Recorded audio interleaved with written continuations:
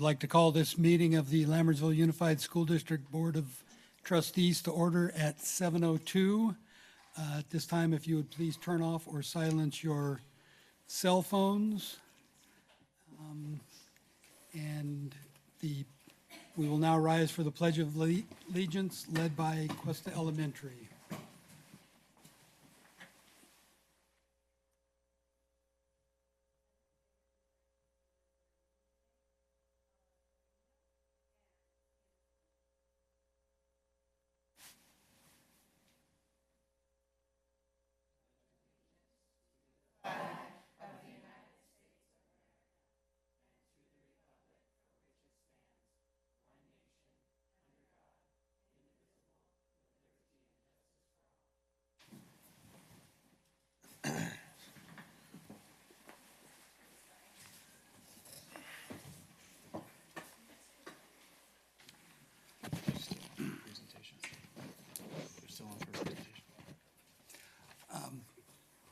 Principal Bell, Cuesta Elementary.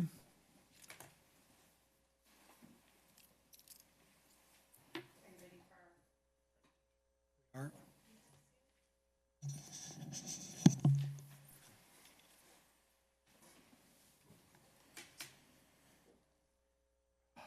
Kirk's is working on.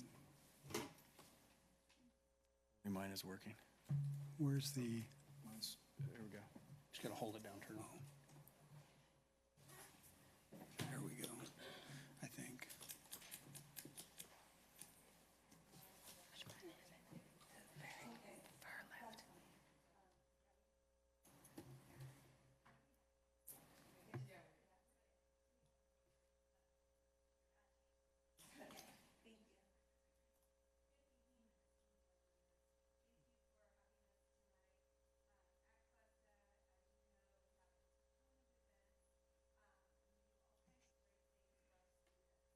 That microphone. Yeah. Oh, you know what? Is it on? No, there's I no think lights I on. moved it today. If you unplugged it. Someone muted it. All right, you're good. Okay, let's try again. Good evening, board members. Thank you for having Cuesta here tonight. We are thrilled to tell you about all the events that are happening at our school and the things that we do for our students, our families, and our community.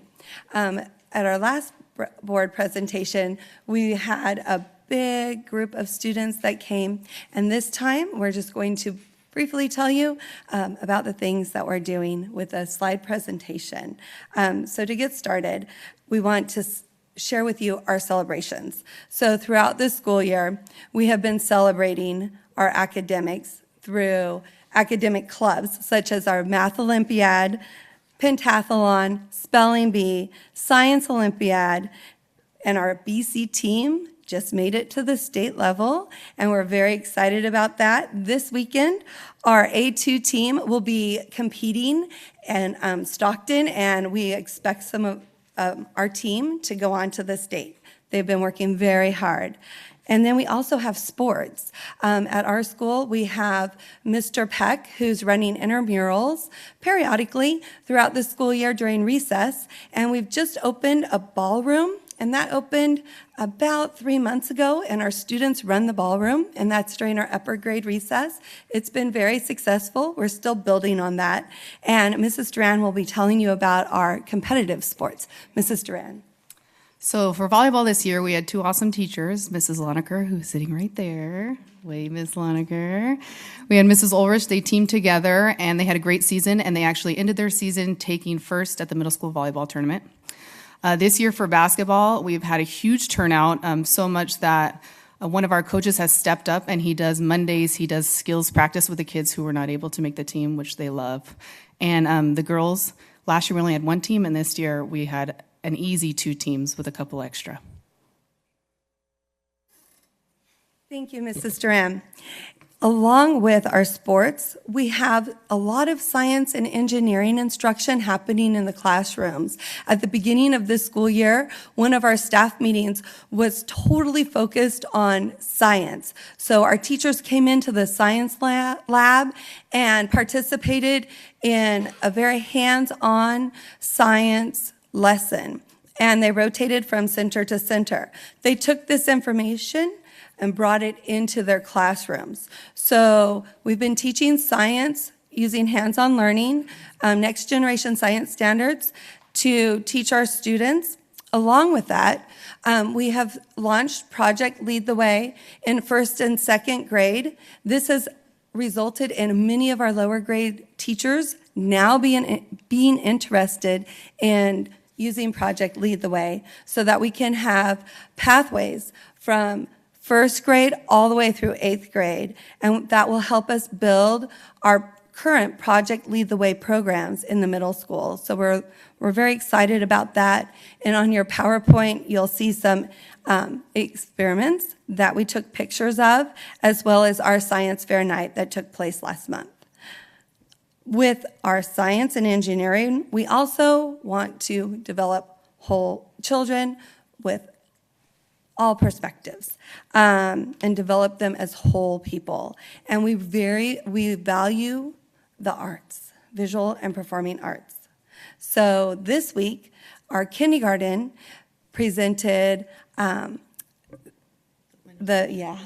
little engine that could, and it was phenomenal. They dressed up, they had a beautiful props, and they did a phenomenal job.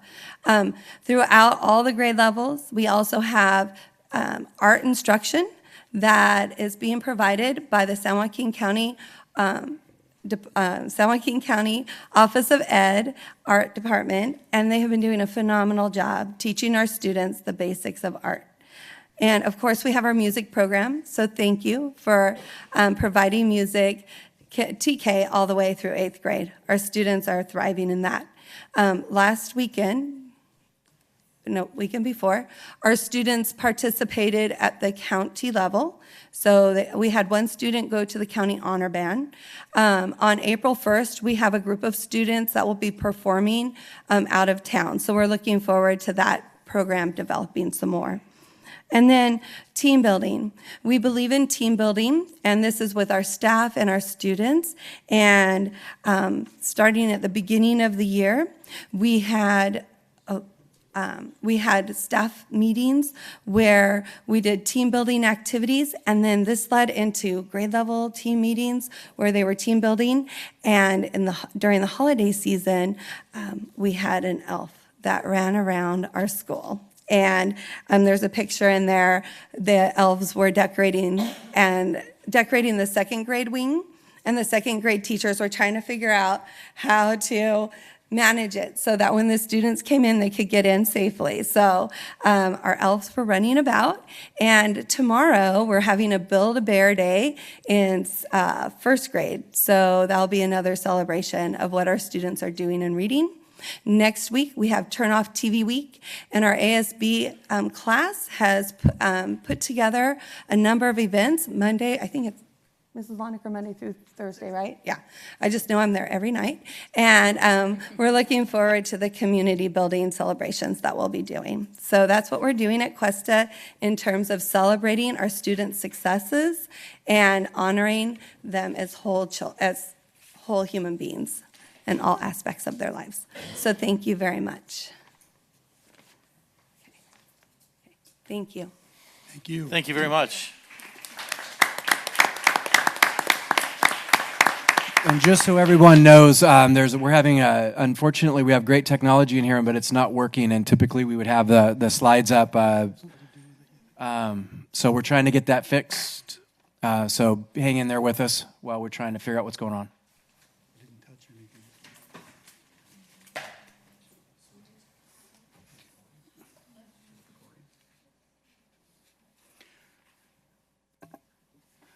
Roll call, please. Matthew Balzerini. Here. Colin Clements. Here. Ann Goodrich. Here. Sharon Lampel. Here. David Pombo. Here. Samantha DeType Barris. Here. Approval and/or corrections to the agenda. We have one correction. Consent item number 9C, approval number 2 has withdrawn their candidacy.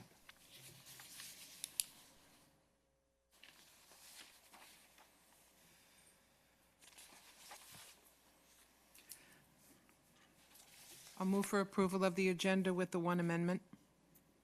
Second. All in favor? Aye. Opposed? Motion carries. Committee reports. Presentation. Number 5, general education presentation. So I'm going to call up Director Corona, but we have Principal Gonzalez and some of our excellent teachers at Wickland who are going to talk a little bit about how our special education and general education program are working together. Good evening, Governing Board. Mr. President, Dr. Nicholas, thank you for having us here today. So today we will be sharing a pilot program that we started at Wickland on strategic support. For the past few years, we have been working on the special education improvement plan. It seems I need my... Yeah. Oh, thank you. Okay. So we have been working on the special education improvement plan for the past 3 years.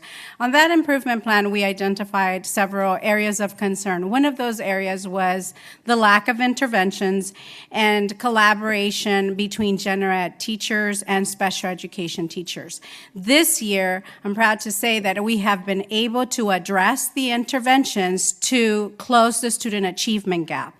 So we've been piloting a program, strategic support, at Wickland, working together with Mr. Gonzalez and Shelley Ryer, special education coordinator, and some teachers. So I'm happy to say that today we have the teachers will be also sharing with you how we started the process and where we began and where we are currently and our next steps to move further in addressing our student progress and closing that achievement gap.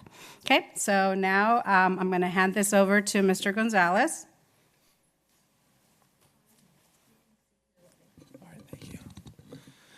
Well, good evening, members of the board, Dr. Nicholas, members of the community. Thank you for having us here this evening. Let's see here. We'll make sure that you can see the slides that we have. So as Director Corona shared, we've been piloting some work over at Wickland, doing some great things for children. Before I go into the work where we were at, I'd first like to thank Dr. Nicholas for allowing us this opportunity to pilot this work with the staff and with the scholars.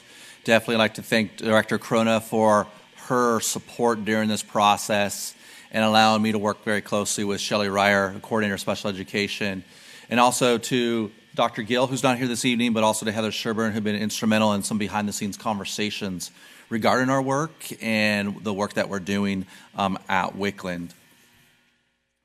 So where we began. First of all, we determined that we needed a consistent screening assessment to determine where our students were at. Particularly screen assessments that would determine for students where they at with some foundational reading skills, but also where they at with reading comprehension, where they at in regards to those skills that we're teaching every single day. We also start with some variable, what I would call implementation of strategic support. And what that was looking like was we had some grade levels pushing in the same, or pushing in the same direction. We had some grade levels going in different directions. Everyone well-intentioned, well-meaning for children, but we weren't moving together collectively as a whole. We also had an unclear understanding of what were the differences between interventions and strategic support. For example, what was a tier 1 support and what's that look like in the classroom, but how's that different from a targeted intervention or tier 2 support? And additionally, we needed some common reading assessment data that we can meet with and utilize or analyze regularly when we meet to determine student growth. And then what do we do next? And we also had, from a lot of conversation with teachers, we had scholars falling through the cracks, scholars that we had new to us that weren't screened quickly, or scholars that have just been with us for several years and now they're in a certain grade level and they're behind academically. So we started with some work. And really what that looked like, if you take a look at the next graphic in front of you, is the large red arrow, that represents student achievement increasing going forward. The smaller blue arrows are teachers, teams of teachers. And you see that variability of practice. We had some taking the lead out in front with strategic support. Some were going maybe in a little different direction. We had some outliers. Again, everyone well-intentioned, well-meaning. But what we needed to have was a clear and consistent and concise focus. And we have some teachers this evening that are going to share that work and what they're doing. We had a loose alignment of our practices with regards to strategic support. How do we group students? What does that look like? How do we analyze data? What's that look like? We had some variable expectations too of what strategic support was and what it meant. And we also had some limited opportunities for professional learning and growth, not only for our scholars, but for our teachers in general. And so out of that work came the work that we're presenting to you this evening. And what we'll do here is I'll have Shelley Ryer, Coordinator of Special Education, share the work that we've done, that we started with teachers in December, but a lot of the work and foundation was put forth in the months prior to get to where we're at today. So Shelley? Hi, good evening. This has been a really, really fun for me to work with Principal Gonzalez and his team at Wickland, because very eager teachers. But we started planning probably October-ish, Principal Gonzalez and myself, and with Julie, under Julie's direction, and collaborating with Heather Sherburne as well. And what we decided we needed to do was poll our teachers and give them some training. So in December, K through 5 teachers all spent a half a day with us. We introduced the RTI model to them, what it looked like, what intervention was, what intervention isn't. And then we had identified the universal screeners that Principal Gonzalez had mentioned just a moment ago. And those universal screeners were the core phonological awareness survey and the developmental reading assessment. Those were both chosen because we knew that they could be implemented and administered efficiently by teachers. We also knew that they were going to give us really precise data on our students, so we knew we had a really good focused starting point for them. So we spent a good part of that half day learning how to give those assessments, what they measure, how to score those assessments. At that point, the teachers went back to their classrooms and their students and administered the assessments and scored them. We provided some coaching for them and support as requested and as needed as they completed that task. In January, we all came back together for another half day of training, each team across, I think we did 3 or 4 days, so that we could get everybody in. And at that point, teachers had really good data about where their learners were as far as reading skills. So we knew from the DRA what sort of comprehension and oral reading skills they had. We also knew what kind of foundation skills they had or possibly didn't have and needed.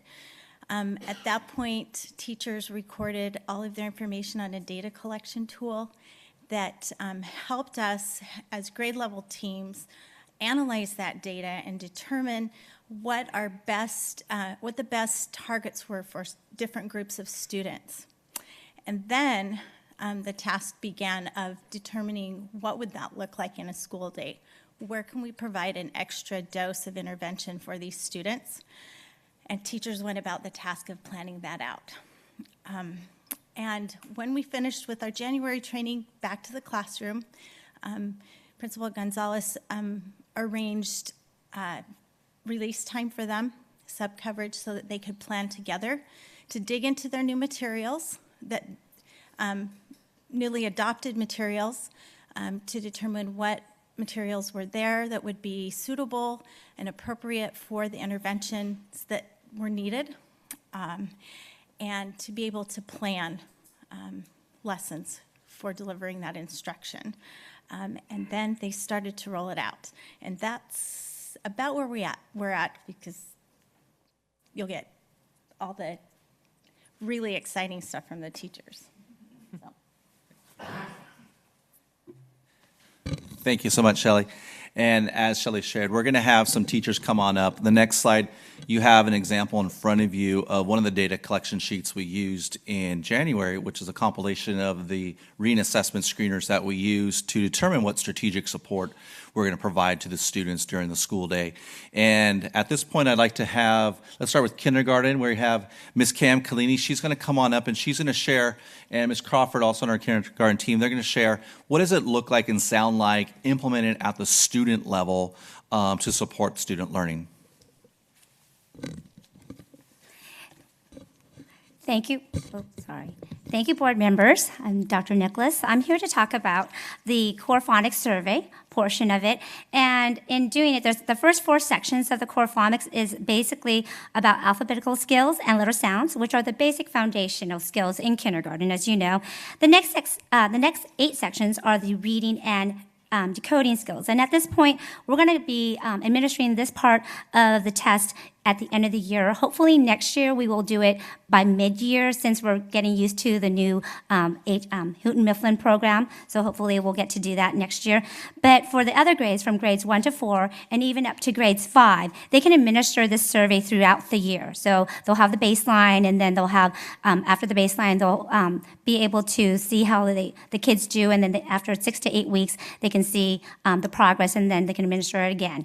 The results from this survey will actually, the great thing about this is that the results from the survey will provide common data for the next grade level team. So what we do at the end of the year, we can pass on to first grade, and they can see how the kids that they're going to get on how they did on the core phonics skills. Instead of saying, okay, these are the tests we decided to do from the HM or another program we wanted to do. So there's common data because they've used it already throughout the year. So they will understand what we're providing them. The next thing is that, most importantly, using this core phonics survey is that it's going to give us, help us achieve that goal that every student will be at grade level at the end of the year. And especially our goal is to have all third graders at the end of the year to be reading at grade level. So that's the goal for the core phonics survey. Now for us, using the core phonics surveys, one of the, I want to highlight one of the intervention tools that we've used are these star folders. And these star folders actually were introduced to us by Linda Beardsley, another colleague of ours at Wickland Elementary School. And this is actually a sample of it. And what's great about it is that after, oh, thank you. Thank you, Vanna. And so our K team created these folders. So after we had our meetings with Shelley. It's like, we know we've had these for years, but it's just hard to add one more thing. And so after we met with Mr. Gonzalez and Shelley's like, okay, we really need to do this. We really need to do this. So then we started, and we targeted skills that were specific to students. So we, after talking to, in our meeting with with Shelley and Mr. Gonzalez, we targeted certain skills that were considered our intensive students that needed, didn't really know the letters and didn't know the letter sounds. And so what's great about this is that the skills are specific to students and that it really provides one-on-one support. So I'm just not, because we do guided reading, we do level groups during the day, but this is specific to their needs. And this is great because you can see the visual growth. So this area is where the students still don't know their letters. Here he's learned these letters, and actually, if you can look, all of this section here, those are all the letters he knows now. This is really a big improvement. And that skills, and yes, and then the nice thing about this is that when you start, you have 5 times to be able to master it. So it's not, oh, he's got a lucky guess today, he got it. It's not one of those one-time deal kind of things that when we do assessments. So that's a nice thing about it. And that the nice thing too is that with all my students that I was really working on targeting skills, now I'm working on CVC words. So I want to put that in so you can start adding new skills that the kids aren't using. It can even be with math. It doesn't even have to be about language arts. So that's why it's very versatile. And it's not even grade level specific. I mean, I was showing it to third grade, and it's like, oh, maybe we could use that too to target our intensive students too. And this is nice because I can do it, or I can say, oh, I didn't get it, do it. I'll ask an aide, or if I have a parent helper, they can easily do this with a student too, so that they're getting it almost every day, as frequently as possible. So this is a really quick, valuable tool for us. But really, having the core phonics survey, it's just nice to be able to have something that is a common theme for us and that all of us understands how to use it. So thank you very much. Before we move on to teachers, how many students are you preparing this individual work for? How many do you have in your My intensive intervention, I have 7 students, and these are the ones I really am concerned about because the other students I have, they're able to read, they're blending, and so so only for the ones that are my lowest groups is what I'm using. But you could use it for anybody. You know what I mean? Like I said, math, and now I just got a new student today. I'm like, oh, I'm going to start one of these today for him. You know what I mean? So, and like I said, doing this, what's nice is like, okay, these kids have really come a long way. So I want to add, the CVC words because that's the next part. Then, like, they know a lot more letter sounds, but that's the next part that I need them to do. So that's the nice thing about this. That's a lot of work. Thank you for taking the time to individualize per student. No, but it's real. You know what? It's so worthwhile, and they have come a long way. So that's the benefit. I mean, it's a lot of work, but perfect. Thanks. Thank you. Awesome. I'd like to thank our kindergarten team, and as Ms. Cleany was sharing, during our strategic support, we have that Tier 1 support, the guided reading groups, the small reading groups that we provide daily. And in addition to that, we also have the Tier 2 target intervention for these students that were falling through the cracks, and now they're getting the support that they need to excel and to catch up. So next, I'd like to have our third grade team come up, and presenting for our third grade team is going to be Mrs. Sains, and she's going to give you a view of what it looks like and the work that they've accomplished together as a team in third grade with our strategic support. Come on up, third grade. Hey, good evening. Thank you for having us, and thank you for letting us share with you what exciting things are going on at Wickland. So it's a pleasure to be here, and I have written down that I was going to say the slide you see, but you don't see it. But I now see that you guys have it on your computers, so that's perfect. So the slide there, I think that's actually the third grade data sheet. That shows all of the results from our students in third grade from the Core Phonics Survey and the DRA. And so what we did was after our trainings with Julie and Shelley and Ryan, we just kind of hit the ground running and gave our assessments. And we knew that usually when the kids come in from second grade, we do have data. However, it's from, it's different than what we use in third grade, especially now this year with third grade using Benchmark and second grade using Houghton Mifflin. They're 2 different assessments from 2 different publishers. So it was great, or hopefully next year it will be great, that we can pass on and we will receive data that we all are using almost like a universal language, so to speak. So we found that the Core Phonics Survey was very quick and easy. The DRA, maybe not so much, but now we know it will be next time because it did take a little bit of time to find the students' levels, but it was so telling. It was very interesting for myself as a teacher, or, for my kids. I've been working with them for a while, and then I was like, oh my goodness, wow, you get a different perspective from them. So once we had the kids tested, we put all the results into that spreadsheet that you see, and we sat down as a team. Again, we met again, and we sat with Ryan and Shelley, and it was great to get to work together to really say, okay, how are we going to group these kids? Jeanette's kids might have a need that my students need as well. So, we share, and we just kind of said, okay, I'll take this group and I'll take this group. And we were just really excited to get started. And so what we decided is we said, okay, we all have the same goal. We know we want our kids to be at a third grade reading level at the end of the year. In years past, that hasn't always been the case. So we're going to do our best to figure out how to get this done. So we split the kids up based on their needs and what it really looks like. For example, I have 7 kids come to in my group. We have a designated time, a common time, that will all 4 of us will be teaching our intervention group. And I'll have I have a few of Mrs. Silvera's kids and one of Mrs. Glace's students. They come to me, and then I have some of my students as well. And so what I've been practicing and going over with them is simple things like letter sounds, vowel sounds, which usually you would think they would have by third grade, but however, some of these kids don't.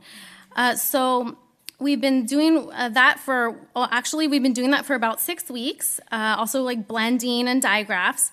Also, then the nice thing that we were able to do was Ryan was able to maneuver some of the aid time around. So we also have an instructional aide who comes and she will review with the kids that exact same lesson that I taught with them in the morning. So she'll meet with my group one day and Kim's group another day. So that's been great, almost like just a reinforcement. You know, they got it once with me, once with the aide in the afternoon. And the next thing then that we did was we actually have had a chance, now that we've been doing this for a while, we've been able to administer the core phonics survey a second time. And today at lunch, actually, I went to Ryan and I was like, I feel really crazy showing you this, but you got to see this because we've seen growth in a lot of our kids. And I'm so proud of one of them. He grew 50 points. And so we haven't given the DRA yet, but now I'm super excited to give it because I really want to see that growth. And so that's pretty much what we're doing in third grade, I think. And thank you for having us. Awesome, thank you.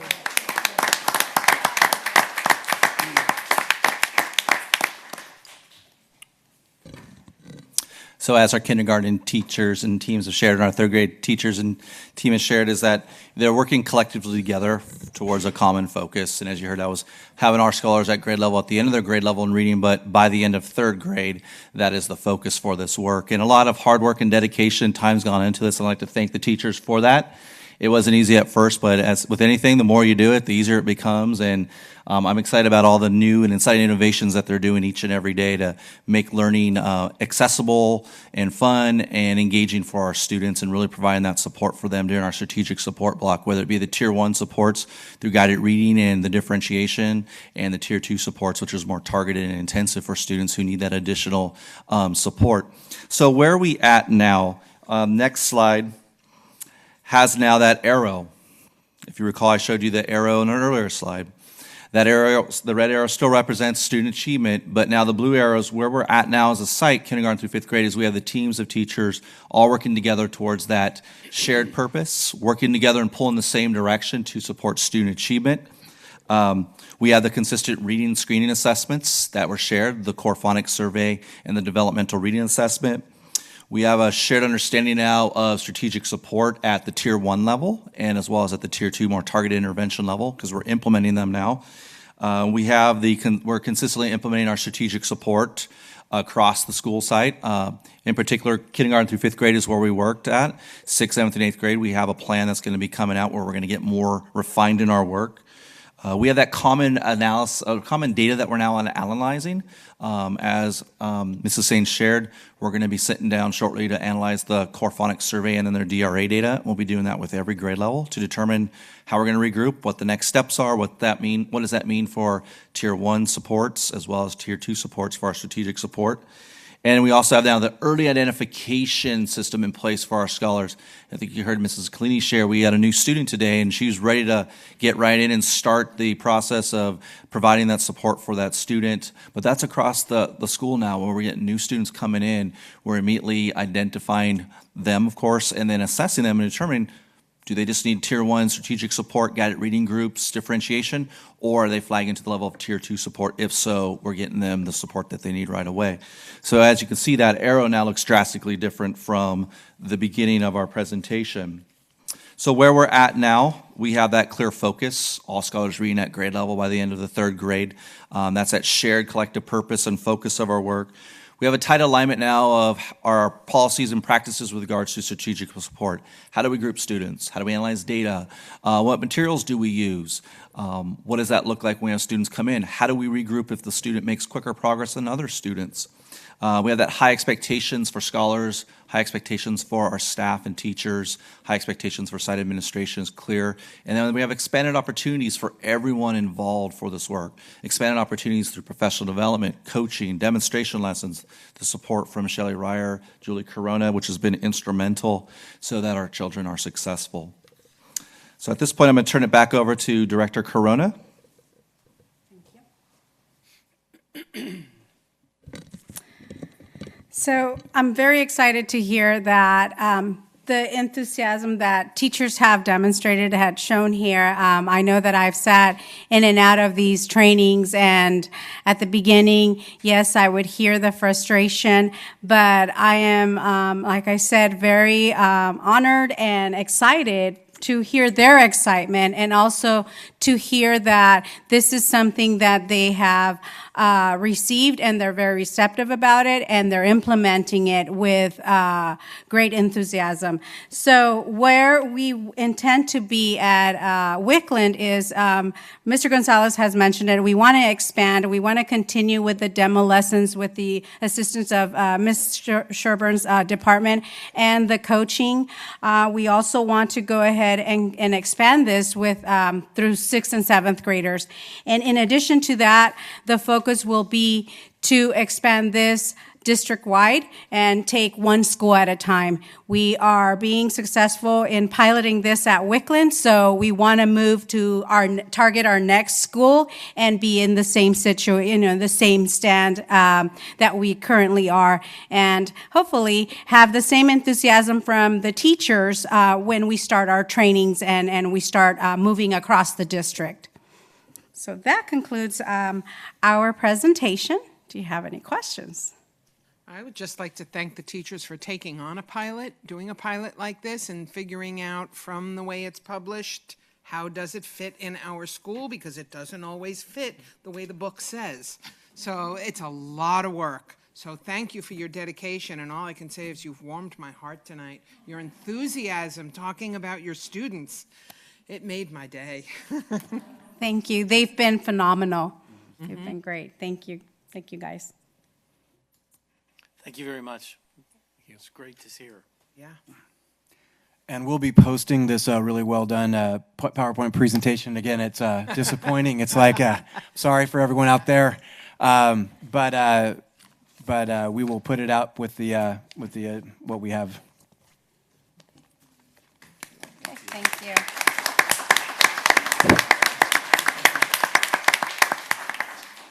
Thank you, Wickland teachers and staff. Committee reports. I will start off with the Facilities Committee. We've not had a meeting since our last board meeting.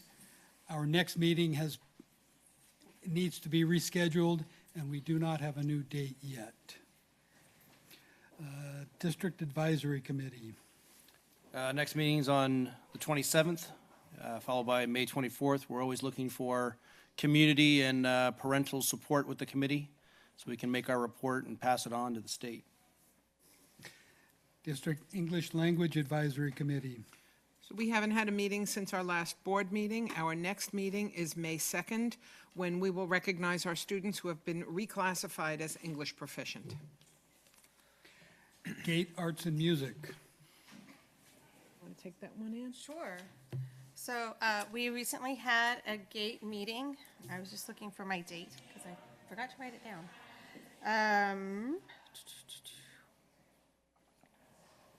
It was before the last board meeting. It was before. Yeah. Oh, that's right. So we haven't had a meeting since then. So well, that's because my eye was out. Yes. So we haven't had a meeting since then, but we're having do we have another meeting scheduled for that? We do. It's scheduled for April 25th, and we're very excited as the GATE pilot program is starting next week. Right. Next week. Monday. So we're very excited to have this meeting on the 25th of April. It will have been implemented for a month and see how it's going. Another amazing pilot in Lammersville. Right, and they're going to be learning Spanish, so hopefully the students can come and speak for us. And now that both of my eyes work, I might be able to see a few more things. Yeah, thanks. Grant Writing Committee. So we met on March 8th. There were a few staff and parents at the meeting. Dr. Gill reported on the over $900,000 in grants that our district has already been awarded. Some were small, and others, like our Career Pathways grant, were very large.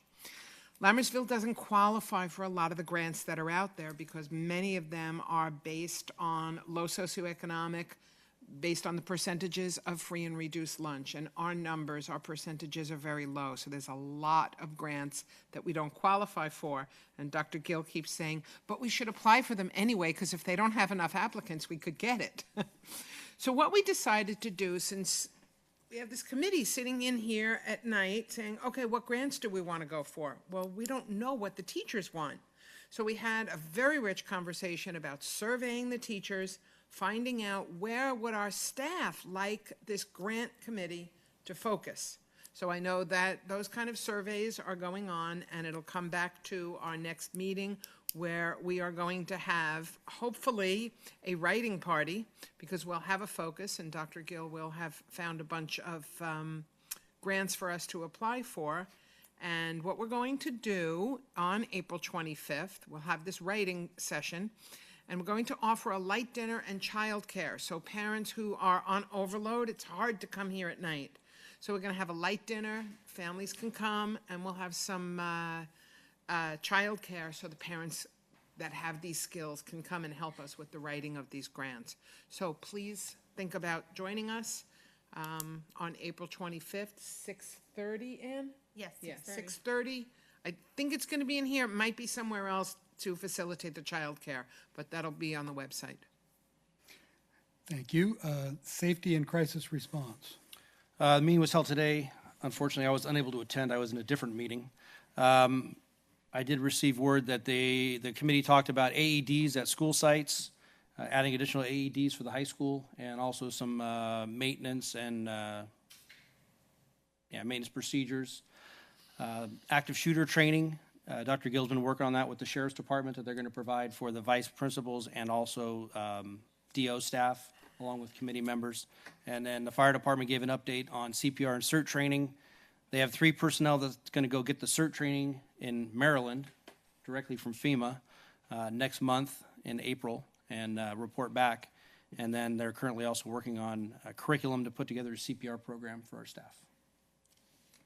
And the committee also completed the Safe School Plan review.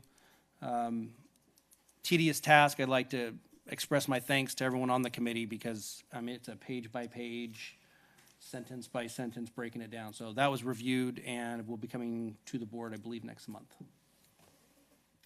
Thank you. And Wellness Committee. We had a wellness meeting last week. We discussed the recently held health fair, the upcoming farmers market, and relay recesses to be held at all our K-8 campuses. Moving on to governing board reports. Okay, so since our last board meeting, I had the incredible opportunity to take a barn dancing class from Mr. Faubert during my dance class period. If anyone in here is ever interested in barn dancing or looking for an instructor, I highly recommend him.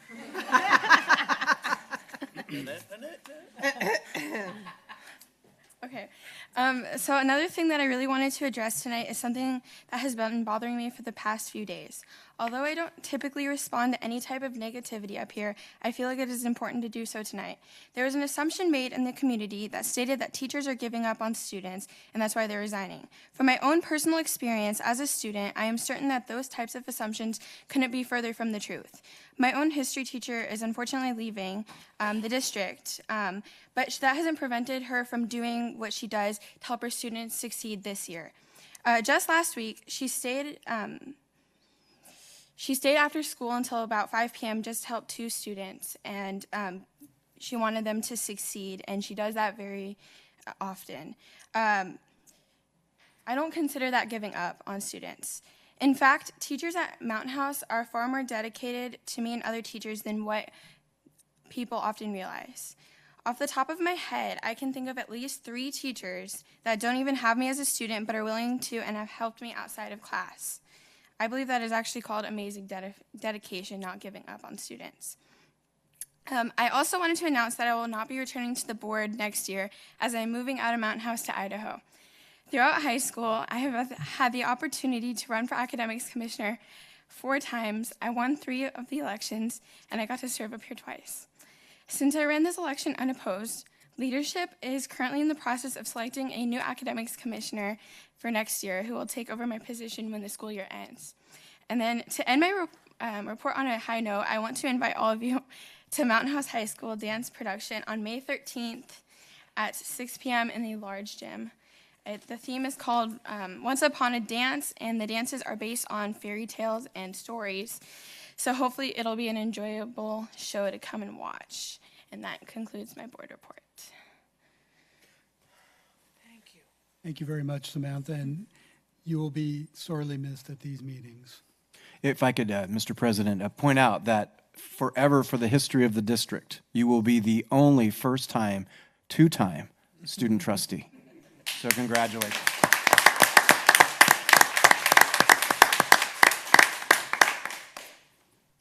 Trustee Goodrich? Well, so I've had a busy week or two since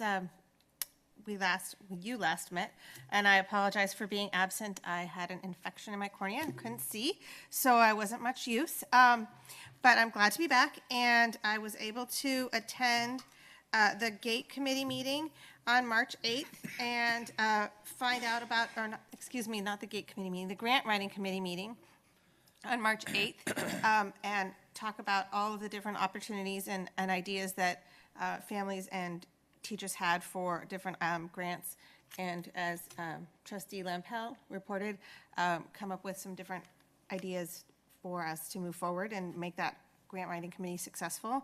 I also was able to attend the fabulous Lammersville auction and dinner, which was very well organized and very well put together and very fun. So I wanted to thank them for a great night. And on March 11th, I was able to attend the Bethany auction and pancake breakfast, which was a whole different kind of event, but very family friendly, very well decorated, spring and festive, with lots of student performances, which was great to see the students getting up there and performing. So it was very fun, that auction. And then also the Cuesta auction, which was an entirely different kind of event, but also very enjoyable, and was just really amazing to see at each one of those events how involved our community is at supporting the education and the schools here in Mountain House, and how giving our community is of time and spirit, and the dedication of all of the volunteers who put so much into those amazing events. Just hours and hours, you can tell, were put into the planning, and then the donations that were just phenomenal. So I wanted to thank all of the people who were involved in the auctions, whether they donated or whether they volunteered their time. Both are equally valuable, and so the people who are putting forth, their time and money to help make our schools a success are doing great things for our community. Bless you. I did want to address one thing that I've noticed in our community, and it has kind of disturbed me. I think it's not just our community, I think it's nationwide as a trend. I know growing up, I knew my neighbors by their last names. We had different neighbors. We had the Friases, we had the Lopezes, we had the Guptas, and I would go door to door and sell my Girl Scout cookies or the fundraiser from school, and they would come and support us and go to the school events. And I knew that these people were from different countries, and maybe they wore clothes that looked different than mine. But on the 4th of July, we all came to the block party and we all celebrated together. And at the end of the day, we were our neighbors. And what I've noticed is, not just here in Mountain House, but nationwide, people stop and they look at someone and they decide who that person is based on what they look like. And I want to remind all of our students and the families that there's more to someone than what they look like on the outside, and that outside does not tell you what is inside that person. And so I just wanted to just make a quick reminder that we should not be quick to judge, that everyone carries a story with them, and we don't know what that story is telling, and we need to be honoring our neighbors and welcoming new people into our community and new students into our schools, and making everyone feel like they're part of our community, not breaking people down.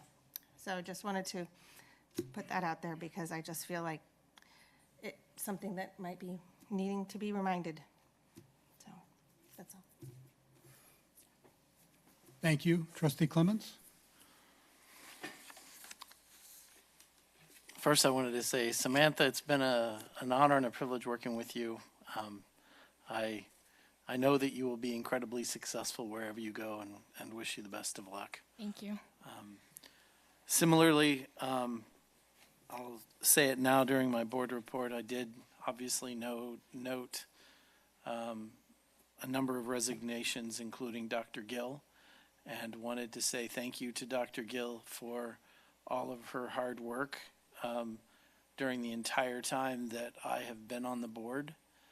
And wanted to acknowledge that and say thank you. I did attend the LSF dinner and auction with most of the board and Dr. Nicholas, and the Cuesta dinner and auction with most of the board. And I think everyone's going to report in, so I won't do that. And those are great events. They always are. They do a really good job. They work very hard. I'm very appreciative of all the effort that they do, and the support of the community in bidding generously. I did manage to snag a chocolate mousse cake that rumor has it Sharon donated. It was very good. It's gone, by the way. Also, the Bethany School Pancake Breakfast. I have to say, I have never attended a pancake breakfast where I had to look for like 5 minutes for a place to sit and eat with my wife. I mean, it wasn't like we had 8 of us. It was just 2 of us, and we ended up sitting, kind of across the table and down from each other because the participation at that pancake breakfast was so incredible, which was, just a great thing to see. I, too, would echo Trustee Goodrich's comments. I was disappointed in some of the reporting that I've seen as a board member in some of the behavior on school sites, and I know the district staff is taking care of it. So I'm not admonishing the district staff. I'm not saying that the district staff isn't taking care of it, but I did feel the need, especially one of them was religion related, and I have as a board member, as a member of the community, as an American, I have zero tolerance for hatred or animosity based on race, religion, color, creed, or sexual orientation. There's no place in this community for that. And to the students that feel that way, I really feel sorry for you. You're missing out on a great opportunity. Diversity is what has made this country what it is today. And to the parents of those students, I would say you're allowing your child to miss out. And it's just unacceptable. That's it. Thank you. Trustee Lampel. So in addition to the committees that I have already reported, I too attended the Lammersville Foundation's dinner and auction with several board members. The auctions earn the foundation a great deal of money. Those people will spend a lot of money on a cake. I would like to thank President Pombo for bidding on and winning the head table last year and then inviting the board to join him to sit at that table. So we didn't have to stand in any lines to go get our dinner. We were served by the student volunteers. We were royalty for the night, and it felt very nice. The Lammersville Foundation has some very dedicated parents that work very hard to pull this event together every year. Second year in a row, I went home with furniture, and I have a great moving man over here. So, on Friday, March 10th, I attended the Mountain House High School Pops concert. What an outstanding event that was. We were treated to performances by the band, choir, orchestra, winter percussion, winter guard, and several solos. We have some very talented students in our district, but I think everyone already knew that. We also have some very talented staff to teach and guide those students. They are amazing.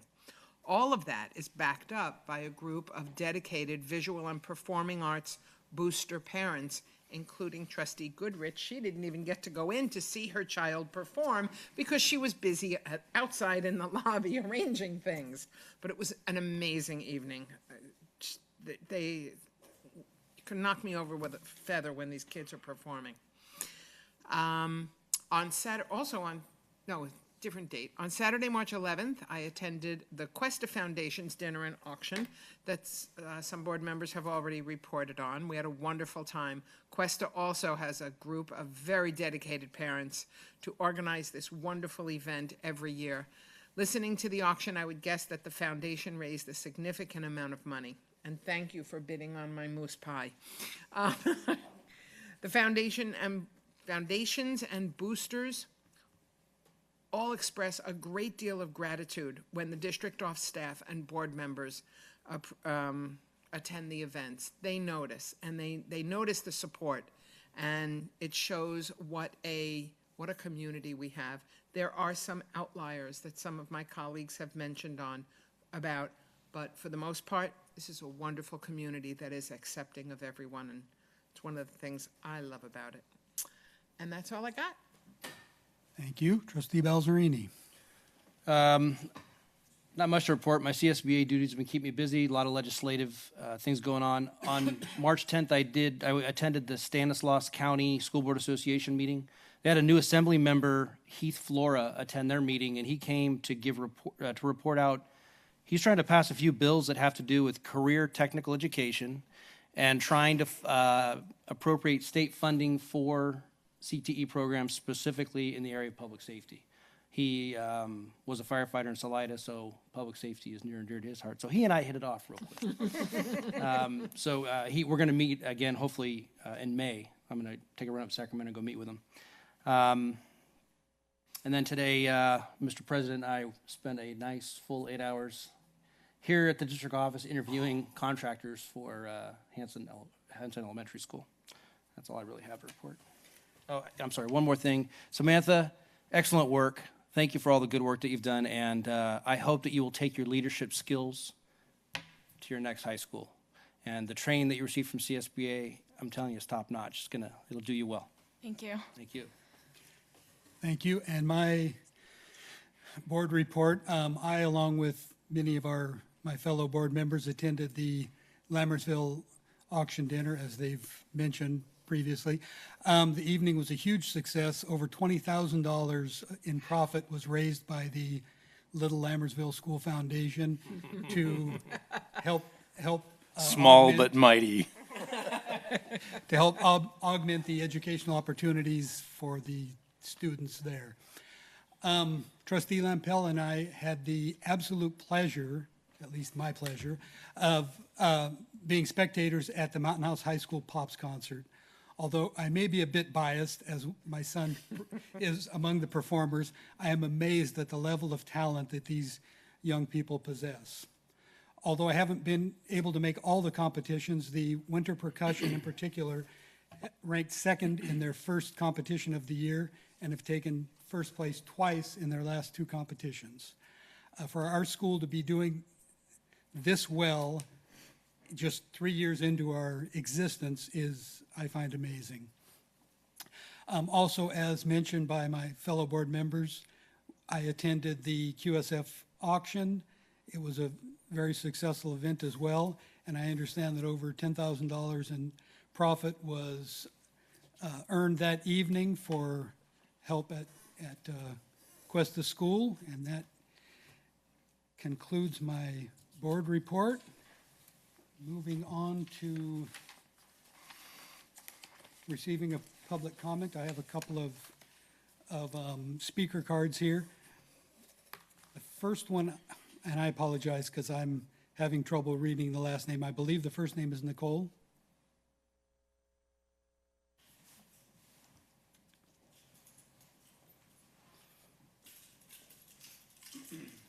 Hi, my name's Nicole. I'm a parent at Cuesta, and I also have a son that's performed in the pop show at the high school. He's a 4.0 eighth grader at Cuesta, and Miss Lonerker was in here, and we're having a phenomenal experience in 8th grade and with the high school band. And I'm here to discuss the issues with the 4th graders. And as there is a zero intolerance policy for what people look like, where they come from, who they believe in, that's amazing. And I'm here because the environment that my son goes to school in is unacceptable. It's unsafe. The things that are said in the classroom are horrific. And when I approach the administrators, it's confidential what happens to the kids that do really outrageous things, which I understand to some degree. But I believe when something continues to happen repeatedly, it's because it's not truly being addressed. When you discipline somebody, and it needs to be done on a high level where you're getting suspended, and these 4 boys continue to think that they can wreak terror amongst the 4th graders on the playground and in the classroom with the language. It's like another parent said, experiencing domestic violence. Everything looks normal. The kids have balls, they have lunch pails and backpacks, but you don't realize the impact that the verbal language that's happening in the classroom and on the playground hurts. It hurts. It's horrible. My son has been physically hurt at school. He's been grabbed by the bill of his hat, and this is a stagnant issue that began last year that has manifested into larger issues this year. And last year, I thought things will get better. I have 5 children. I'm a very patient person. I'm sometimes too trustworthy. I've never been before the board ever. And I don't feel that my son should go to a school in a place where he feels that at any moment there could be a physical fight. Lately, there's between 1 to 2 physical fights a week on the 4th grade playground at Cuesta. When I receive phone calls, I don't get emails, I receive phone calls from Miss Duran or Miss Bell saying that my son Jack was pushed, or Jack was hit, or there was an incident where Jack was jumped on and he was standing on his PE number. It's ridiculous that these 4th grade boys don't have self-control. And I get that some boys are physical, but this goes beyond that. This is harassment. This is harassment on a very high level. I want to celebrate the success that Mountain House has as we come into this beautiful high school that's being built, and you're getting ready to expand and build a school in Hanson. But we cannot succeed at technology and being high level if bullying and things like that exist on this high level. I don't know what I need to do to be taken seriously. Today I showed up at Cuesta wearing a citrine vest, so I was visible on the playground as a certified clear volunteer to be seen. What's happening? Your 3 minutes are Oh. up. That's why that is. Well, I feel that the kids need to come to school in a safe environment. Kids can't be hiding scissors in classrooms saying that they're hiding their weapon. I'm sorry, but we can't let you go on. I apologize. We listened to you guys talk about the Cuesta School Foundation. I got you. You can sit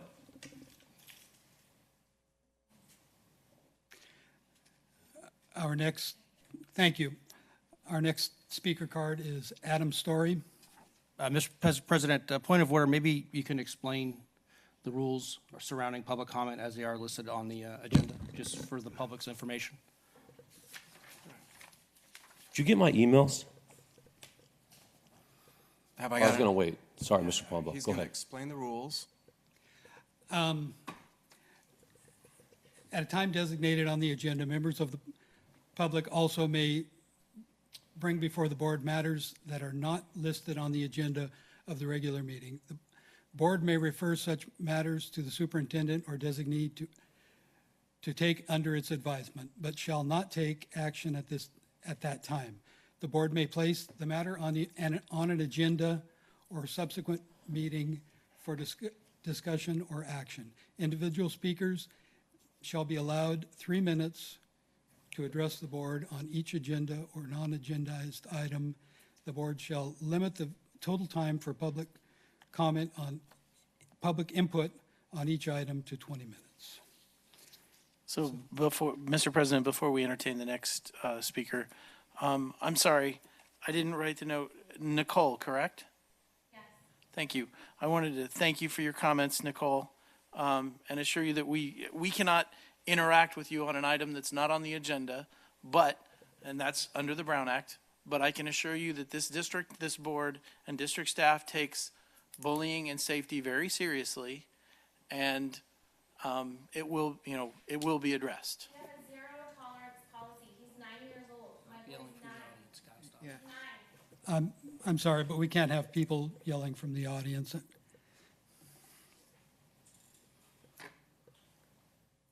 Go ahead. So I have 5 agendas. Up my time. Per the statement, right, per agenda, correct? Yeah, you So I want to talk about school safety, Speaker gets 3. right? So each speaker gets 3 agendas? 3 minutes. So that means I'd have to come in and be like, I need 7 agenda points so I can have time, because I can't get him on a phone call. I can't get him on an email. He doesn't answer to his staff. His staff doesn't reply. So how am I going to get questions answered if I can't do them in this forum or the forums that he has in front of him technology-wise? How are we going to do that? You guys can't answer that question. How are we going to ensure the safety of our students at schools? I'm piggybacking on the same requirement that's going on here. Are you going to meet me on Friday? Are we going to have a conversation on Friday this week? So one, that I can have my questions that I emailed you on. Sir, we would appreciate it if you don't address Mr. Nichols? any staff. If your time is to speak to the board. We pulled our 4th grader out of your school because of mismanagement, because of lack of leadership, and because there is a grave concern for the safety of him. Grave concern. I do safety for a living. I pulled my kid from your schools. That doesn't concern you? Should be a huge concern. This did not happen when Mr. Vergara ran that school. This happened when they ran that school, right? All last week. Hey, I need you guys to call me about this incident. They weren't even on campus. How can you operate an entity without having the leaders on campus? You can't. You guys have a disconnect somewhere. Teachers leaving. Teachers pulling their kids out of this school and quitting.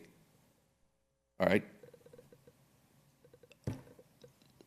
Dr. Gill, yesterday, said that she's only been informed of 1 other incident. There's been 4 in writing just for Cuesta. That's the ones in writing. That's the ones that I know of. And there's been 5 that's been verbally given up. Is it not going up to the, can I address these guys if I can't address the board? Is it not going up to where it's supposed to go? You can only, I'm sorry, sir, you can only address the board from this forum. And you guys can't make any decisions up here right now on any of this.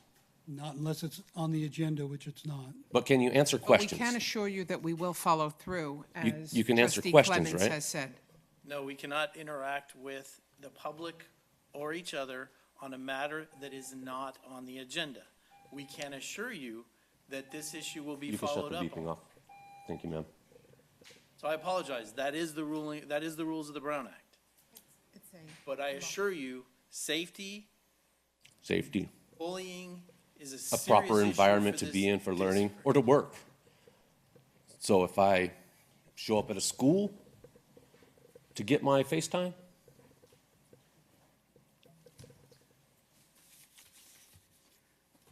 Thank you. Mr. Miller? Michelle Decker at KCRA News has agreed to work with me, so I expect a response and email, because I'm going to get the news.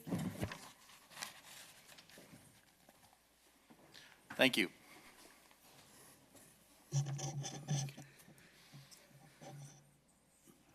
Item 9, items for consideration. Approval of the governing board Meeting minutes, warrants, approval of 2016, 2017 hires, acceptance of resignations,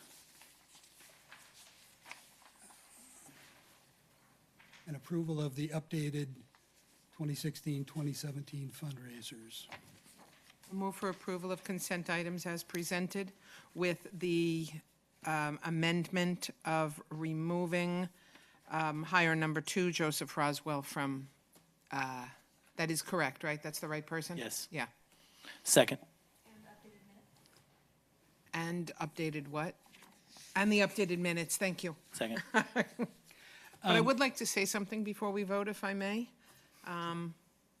Most of you know that I work in school district HR, and it's very typical. People move, people leave schools for their own personal reasons. Sometimes people are not a fit where they are working. I've been through that myself. This is not an outstanding list for our size of people who are leaving the district and positions that we have to then backfill. It's sad when we lose good people, but people make decisions for their own lives. You heard our student trustee talk about one teacher who has submitted a resignation and is still there for her, and other students, I'm sure. We can only go by what Samantha says. So this is not out of the ordinary. I would like to further add that Dr. Gill is among the list of people who are resigning. She's given four years of dedicated hard service to this district, and she will be honored at a later board meeting. We have a first and a second. All in favor? Aye. Opposed? Consent items. So I would like to welcome Lizeth Enriquez, a new noon duty supervisor to the district. Welcome to our little district.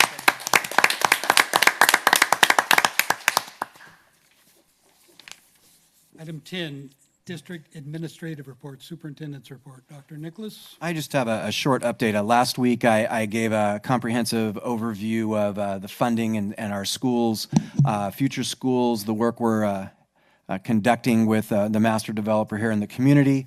Today, we took a giant step towards one of our commitments to the Hanson Village, which is to identify a contractor who will build Hanson. We had 4 candidates, all high-quality organizations. I want to thank Trustee Balzerini and President Pombo. That is the second phase of a 3-phase process. There was a screening process of a number of interested parties. Today was an interview. There's a final phase, and we believe that over the course of the next week or so, we will be able to identify a contractor, and we'll be bringing forward a contractor for formal approval at our next board meeting. So that means that I believe, barring any complications that are unforeseen, that we will be able to break ground in May, 1 month beyond where we wanted to, but all the pieces of all the negotiations made progress, and so today was a good day for us. And all of the candidates were clear that they felt that the timeline that we had, they would be able to get a school completed, and it was starting on August of 2018. That is my report. Thank you. Enrollment report, Dr. Nicholas. It is my pleasure to announce that our new enrollment number is 4,652, an increase of 30 students since the last report. It's important because the number 5,000, which seemed unbelievably far away, will be here in less than 12 months. We won't get to the end of the year before hitting 4,700, and so the growth is real. District Maintenance and Operations Report. Mr. LeGrand?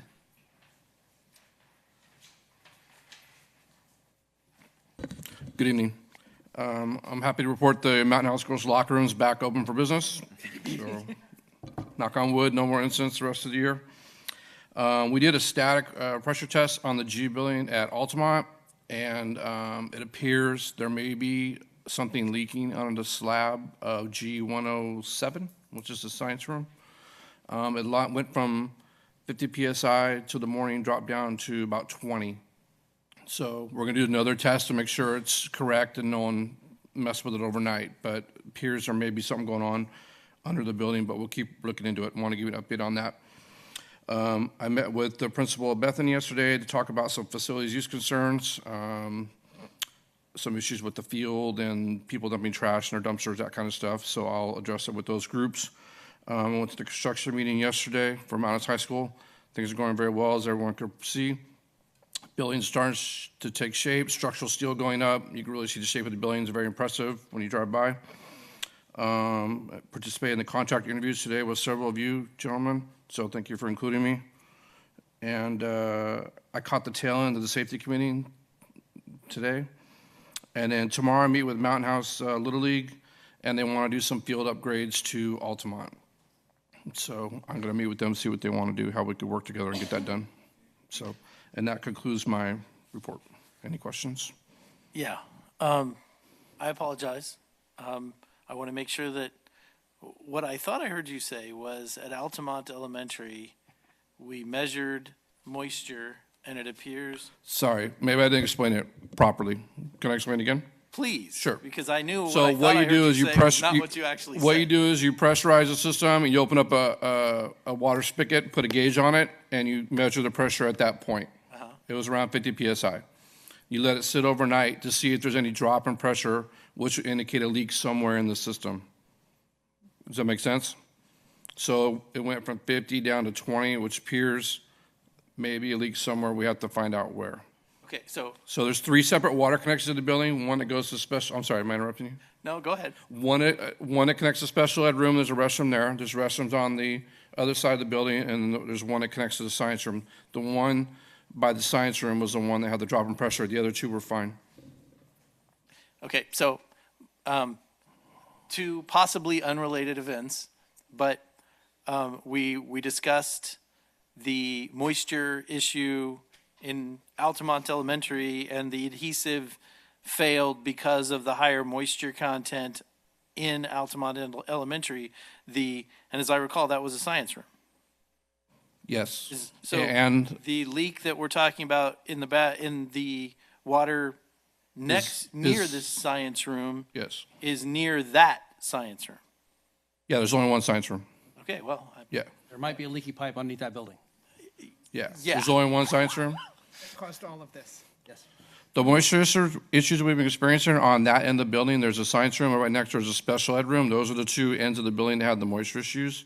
And like I said, the issue that we potentially may have is under the science room. So. I'll just leave that hanging right there. I don't need to say anymore. Point made. I'm sorry if I didn't explain it correctly. No, you did. Okay. You absolutely Okay. did. Any other questions? Well, no, I will say it. I confess that I'm a little disappointed because the representative that's supposed to be the representative for, protecting our district, the person that we hire to help us, had moved on to a recommended solution.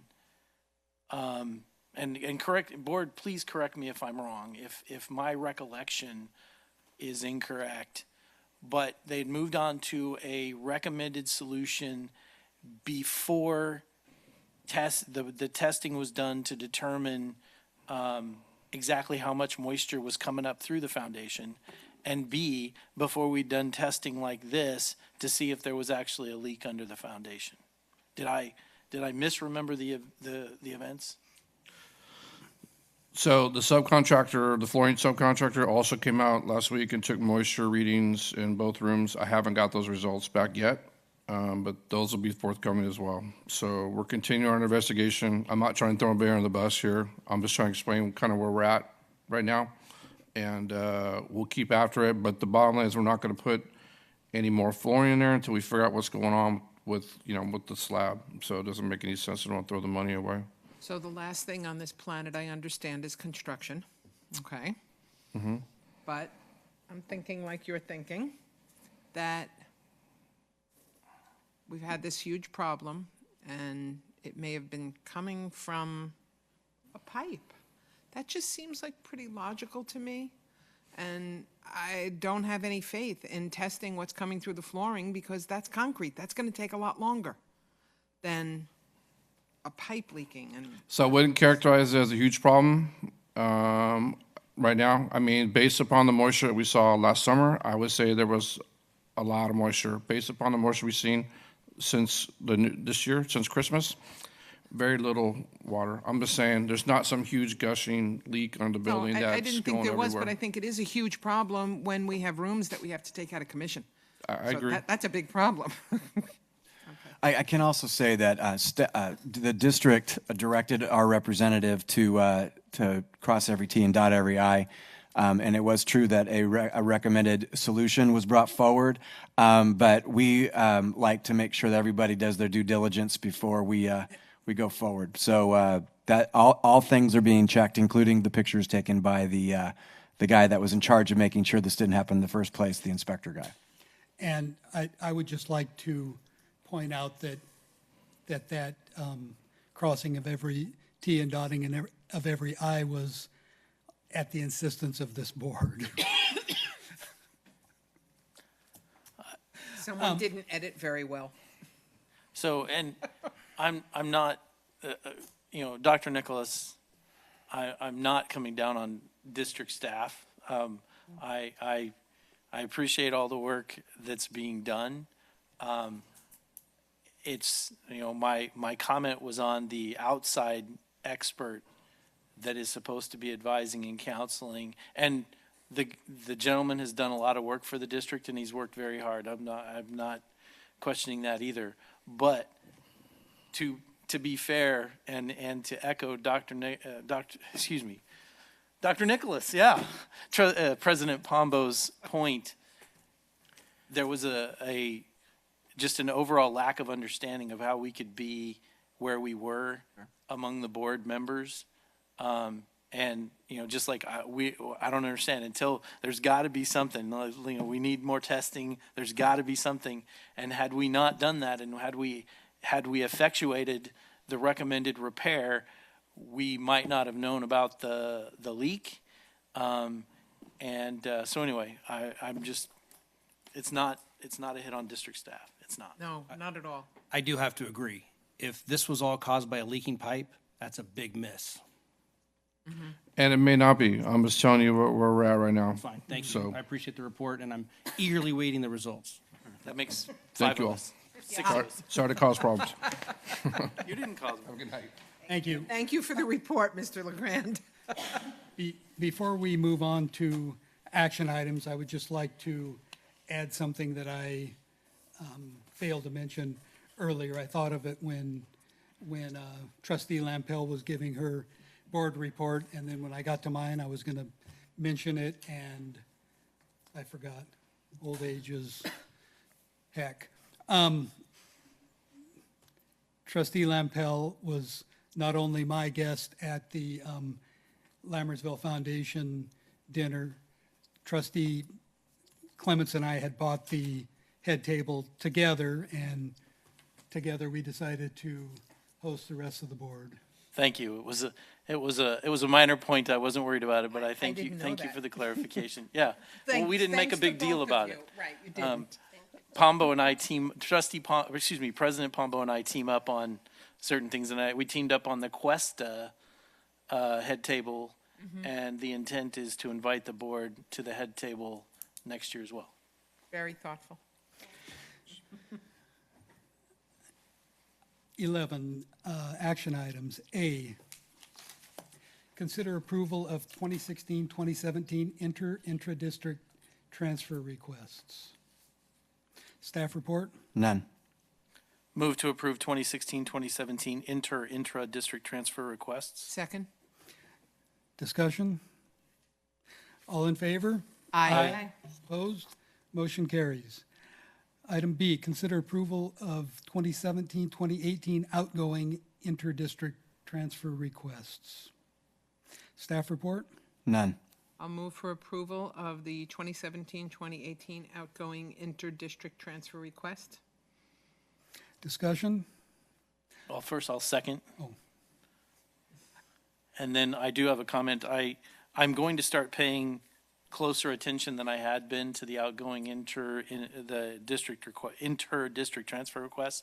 And I noted, my note when I reviewed it was that many of those were continuing, related to parents who work, in another district, kindergartners, it's probably a good idea if, so I totally understand that. And then they, admission into an accelerated program, that we don't offer.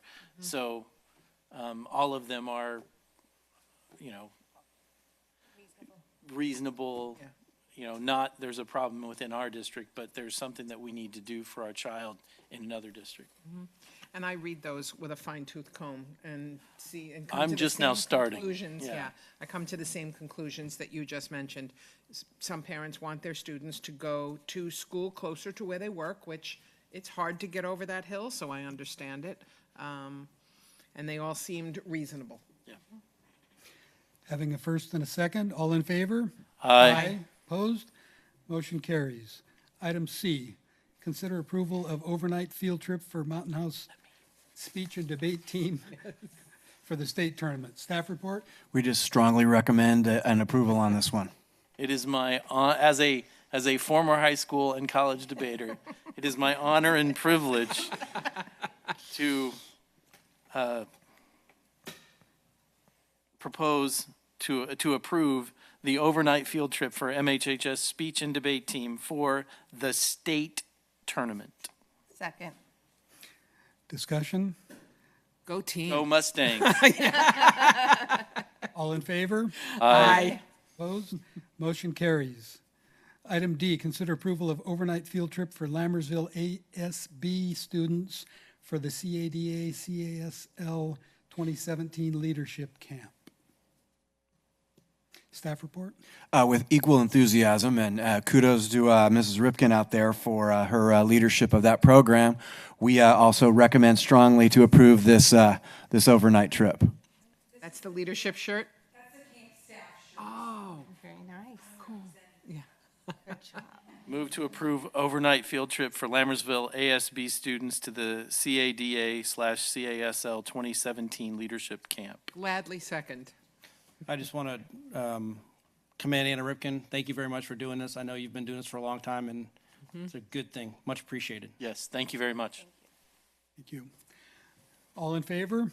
Aye. Opposed? Motion carries. Item E, consider approval of 2017 extended school year program and contingency hiring of staff based on student enrollment. Staff report? So at our previous board meeting, we brought this forward and pulled the item. There were some good questions. Instead of trying to answer them verbally, we put together a presentation, and we'll ask Director Corona to speak to that. Good evening again. Is that working now? I printed it. We can see it. Okay. All right. So based on the questions that were not answered last time, I prepared this presentation to go over briefly on the background, what is happening in the background during extended school year.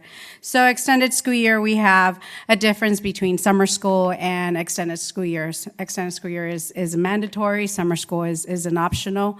Not all students on IEPs are eligible for extended school year, so they do have to meet a certain criteria.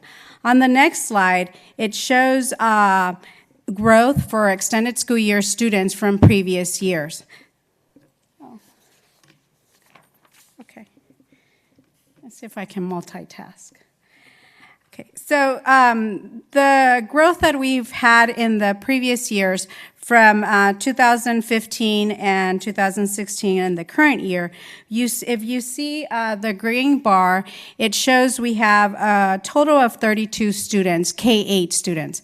We have an additional 11 students that are preschool and then 7 students that are high school. So we're in-house in our extended school year program. In-house is a total of 50 students. And what that entails, the next slide It talks about ESY student county growth. So not only do we have to monitor our students attending our extended school year program, but we also have to monitor those students attending non-public schools and coordination with the county, as well as the 2 students that are currently in receiving home instruction and will be receiving home instruction during extended school year. So if you see in this next slide, the growth has, it decreased last school year for county programs, but this current year we have 34 students. So we have an increase on student population for extended school year. So the next slide talks about ESY responsibilities. And I know I mentioned last time the attendance piece. We are responsible in collecting the attendance because the district does receive revenue in attendance. Not only our students attending our ESY programs, but also we have to coordinate with the 8 non-public schools, which we have them scattered all over. We have them in San Joaquin County, we have 1 in Modesto, and 1 in Pittsburgh. So that coordination has to take place. We have to compare the calendars, making sure that everything's accurate, making sure that our student needs are being met during the extended school year. That extended school year for non-public schools, it's not 20 days, it goes to 30 days. In addition to that, we also need to monitor the transportation, coordinate with First Student, which is the transportation that we currently use for in-house. We also have parents that chose not to use the bus because sometimes it takes longer, especially for the students that are being transported to Modesto. So we are reimbursing mileage, and that mileage has to be collected on a weekly basis. So that coordination has to be an ongoing during the extended school year. We need to make sure that our funds are being allocated and that parents are getting reimbursed for mileage. In addition to the coordination of transportation, we have coordination of the program in itself. So our in-house students attending our extended school year program, we have, this year we're proposing 3 teachers given a high number of students that have qualified for extended school year.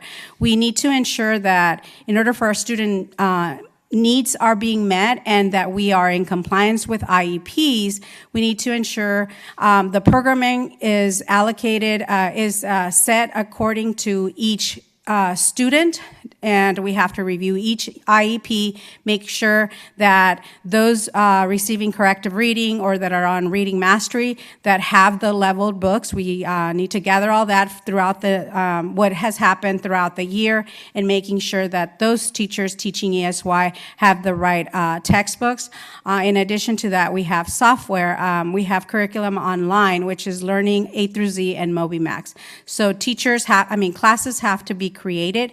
So the person overseeing ESY has to manage that piece, has to ensure that each teacher during ESY has their correct class and has, and also helps with the tracking of the IEPs and with the data analysis. They meet continuously with the teachers to ensure that we're in compliance. Many of the things, our next slide is we have additional responsibilities during the summer. Not only are we monitoring the students attending extended school year, this year, given that we have been short-staffed during this school year, by law, we have to ensure that our students, our kiddos turning 3 years of age, they are assessed and they're placed, and an IEP has been developed.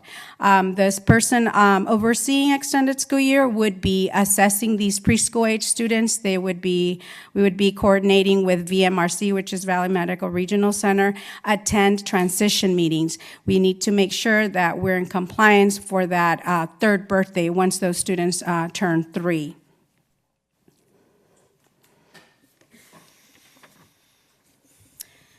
So additional support needed is, given the growth of the student population and the additional responsibilities to monitor the extended school year the extended school program in-house, and those students attending outside schools in addition with the county programs. There are also occasions where IEP meetings have to be held because of student behavior. When that is a concern, then by law we have to have the participants, we have to coordinate with parents, and if the agency has to be invited, we invite the agencies to come and participate during the IEP to make any changes, because legally we can't change IEPs without the proper team. So we need to ensure we're monitoring that, we're tracking all the goals, assisting the teachers in addressing the behavioral needs for the students. Normally, students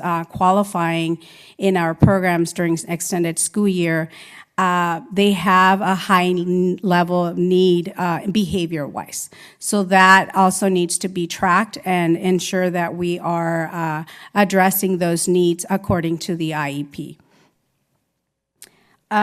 In addition to the additional supports needed for ESY, the 2017 proposed ESY and also the summer structure is the director working ESY, overseeing the program. In addition to the responsibilities of the extended school year, we have deadlines that we have to abide by, which is everything has to be due by June 30th.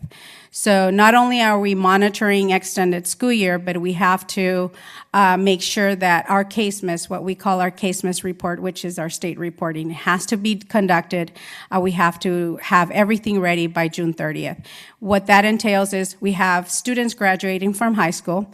We have to notify parents legally that the district is no longer responsible in providing those services after the students receive a diploma. In addition to the graduation, we need to make sure that our data in discipline throughout the entire year matches our special education student information as well as our general ed student information data. So that has to make sure we need to analyze that data, input the data into the special education system to ensure that our end of the year state reporting is accurate and we are within compliance. We don't want to be out of compliance because then sometimes the state sends someone from CDE to monitor and review our files. An additional support would be that the person overseeing extended school year, it's what I am requesting is an extension of 13 days. We have a coordinator working until June 13th, so my proposal is to extend her contract till June 30th to continue with the monitoring of all of our extended school year programs and assessing the H3 students, same thing of attending the transition meetings and ensuring that the IEPs are being implemented and that student needs are being addressed during extended school year. So on this graph, this slide shows the ESY pupil to staff ratio. We do have, I am proposing to add an additional teacher. Originally, it was a proposal for 2 teachers, given that we will have approximately 50 students. I am proposing for 3 teachers, 4 aides, to have a coordinator for the extended amount of time, which is the additional 14 days. And then we have a speech therapist and an occupational therapist. If you see the last line on there, our student population has doubled since the last couple of years.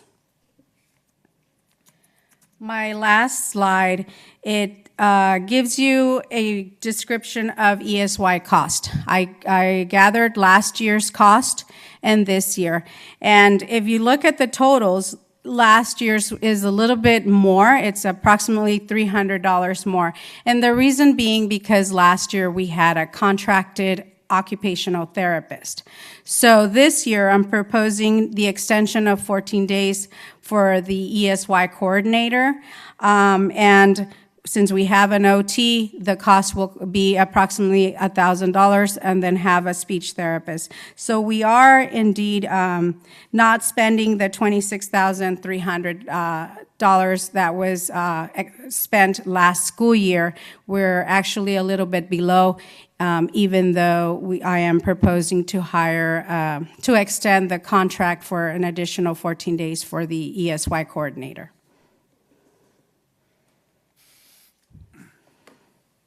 Questions? Yeah.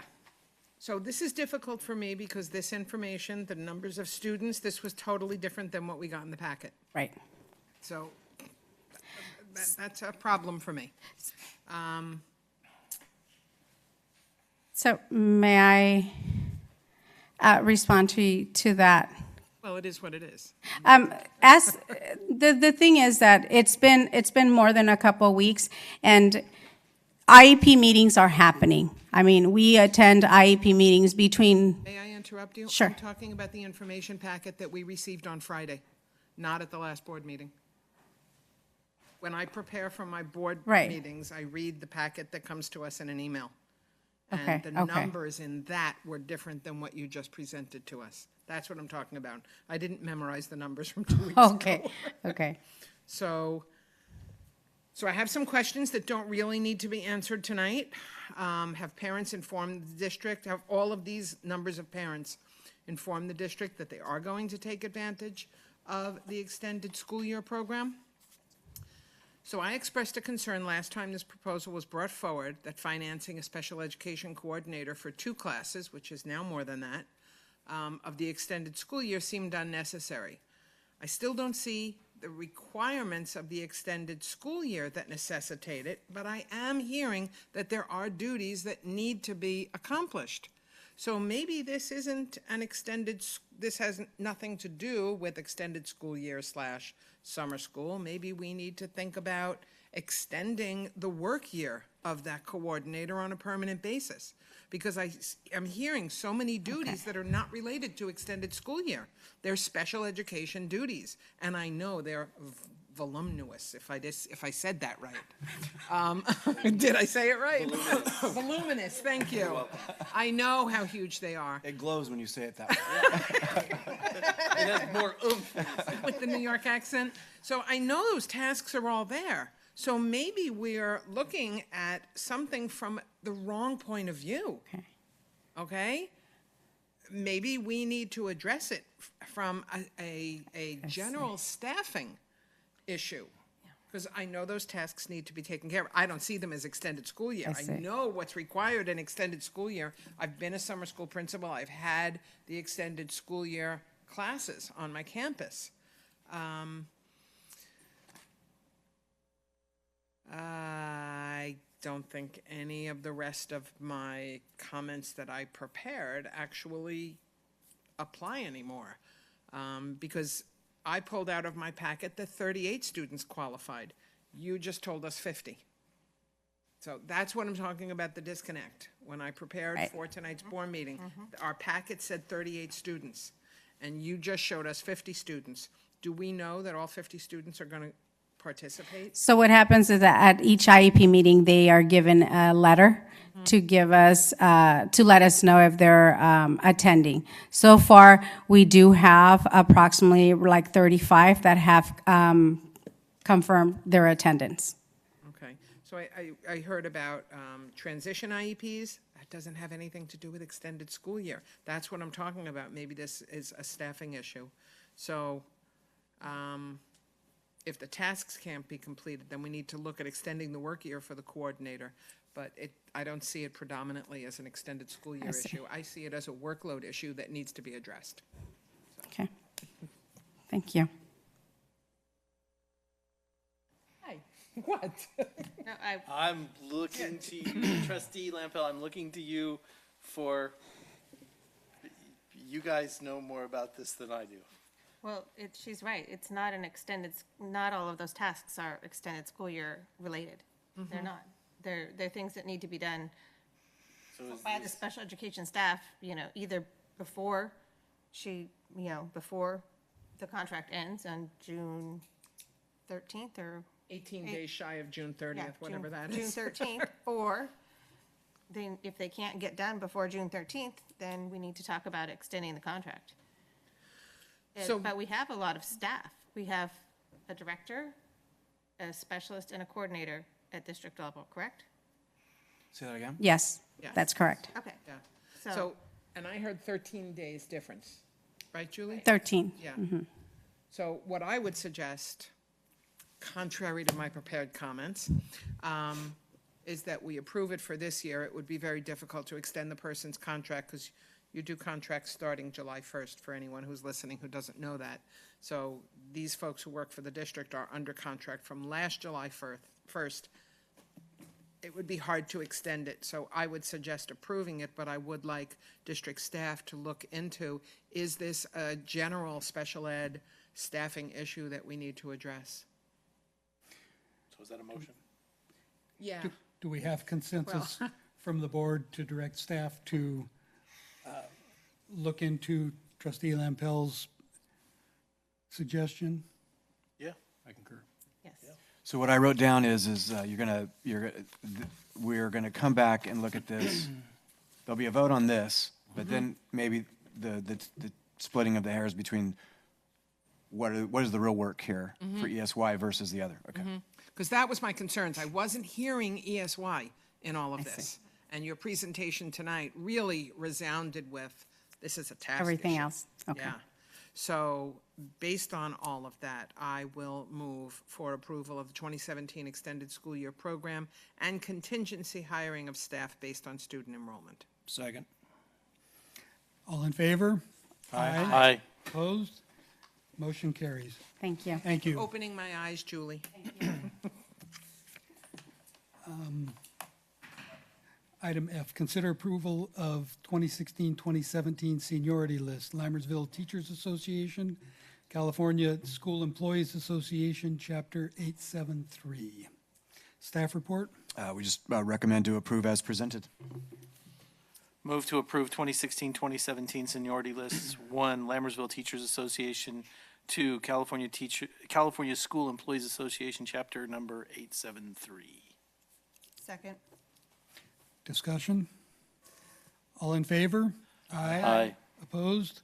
Motion carries. Item G, consider approval of the 2017-2018 instructional start and end dates. First instructional day, August 10th, 2017. Last instructional day, March 25th, 2018. Staff report? Mr. President, that's May. You're right. I was trying to give our kids a couple of extra months off. Move to approve as amended. No, I'm just kidding. Staff report, we wanted to get the starting dates out to the community so they could plan summer vacations. On April 5th, the full calendar will come forward for approval. You know, I have to say, when I saw this presented the way it was, I thought, why are we getting it piecemealed? And then I thought of the work that I do on calendars. My heart goes out to you, Ted. It's hard. It's a very difficult task to get everyone to agree to a calendar. So therefore, did anyone else want to say anything? We had a first, right? No. We don't have a I don't think motion yet. anybody moved yet. She was about to, Mr. President. Go ahead. I was about to. Was anyone I else? thought Colin had, No. Okay. you did something because you, Because you said March, and I said move to approve as amended. okay. And then I said, just kidding. Sorry. I'm Okay. sorry for the confusion, Mr. President. So I'll move to approve the 2017-2018 instructional start and end dates, with the first instructional day being August 10th, 2017, and the last instructional day being May 25th, 2018. Second. All in favor? Aye. Opposed? Motion carries. Item H, consider approval of the revised certificated management job title, description, and salary, Associate Superintendent of Administrative Services, effective 7/01 of 2017. Staff report? Our district is no longer a small district. It's considered a mid-sized district. For my almost 4 years here, and I know long before my time, small districts have to piecemeal together tasks, and often that gets done by who's got the least amount on their plate at that given time, and then suddenly they've picked up a major duty that becomes the ownership. And that's how small districts survive. And people do the best they can. Some people get assigned assignments that have nothing to do with their desires or their interests or even their backgrounds. But you have to do what you have to do to keep the ball moving. At this point in time, as we reach 5,000 students, we need to start setting in place leadership positions that are the ones that will be here as we go from 5,000 to 7,500. And those are real numbers. Believe it or not, conversations are happening about a next school beyond Hanson. So this process keeps coming. So it's my recommendation that you approve this position. This position is a senior management position with a focus on operations, both school and educational, in support of our students. I move we approve the revised certificated management job title, description, and salary for Associate Superintendent of Administrative Services effective 7/01/2017. Second? Discussion? All in favor? Aye. Opposed? Motion carries. I can't agree with you more. Working in a small district, I spent my morning on the FFA farm. Point well taken. Item I, consider approval of Career Technical Education Building Change Order. Staff report? This is probably the neatest presentation we're going to have all year. Mr. Faubert is going to come up and talk a little bit about how a building designed for a different type of program in 2012 has been transformed into what, through a lot of hard work and outreach to the community of students and parents alike, staff, of what we're going to do with the building. And that's going to come with a cost. So the ultimate point of Mr. Faubert's presentation is to explain to the board the recommended change order, which is will cost out of Measure L funds a little less than $1.47 million. But we believe this is the right thing for our students in the short run and the long run interests of our school district and community.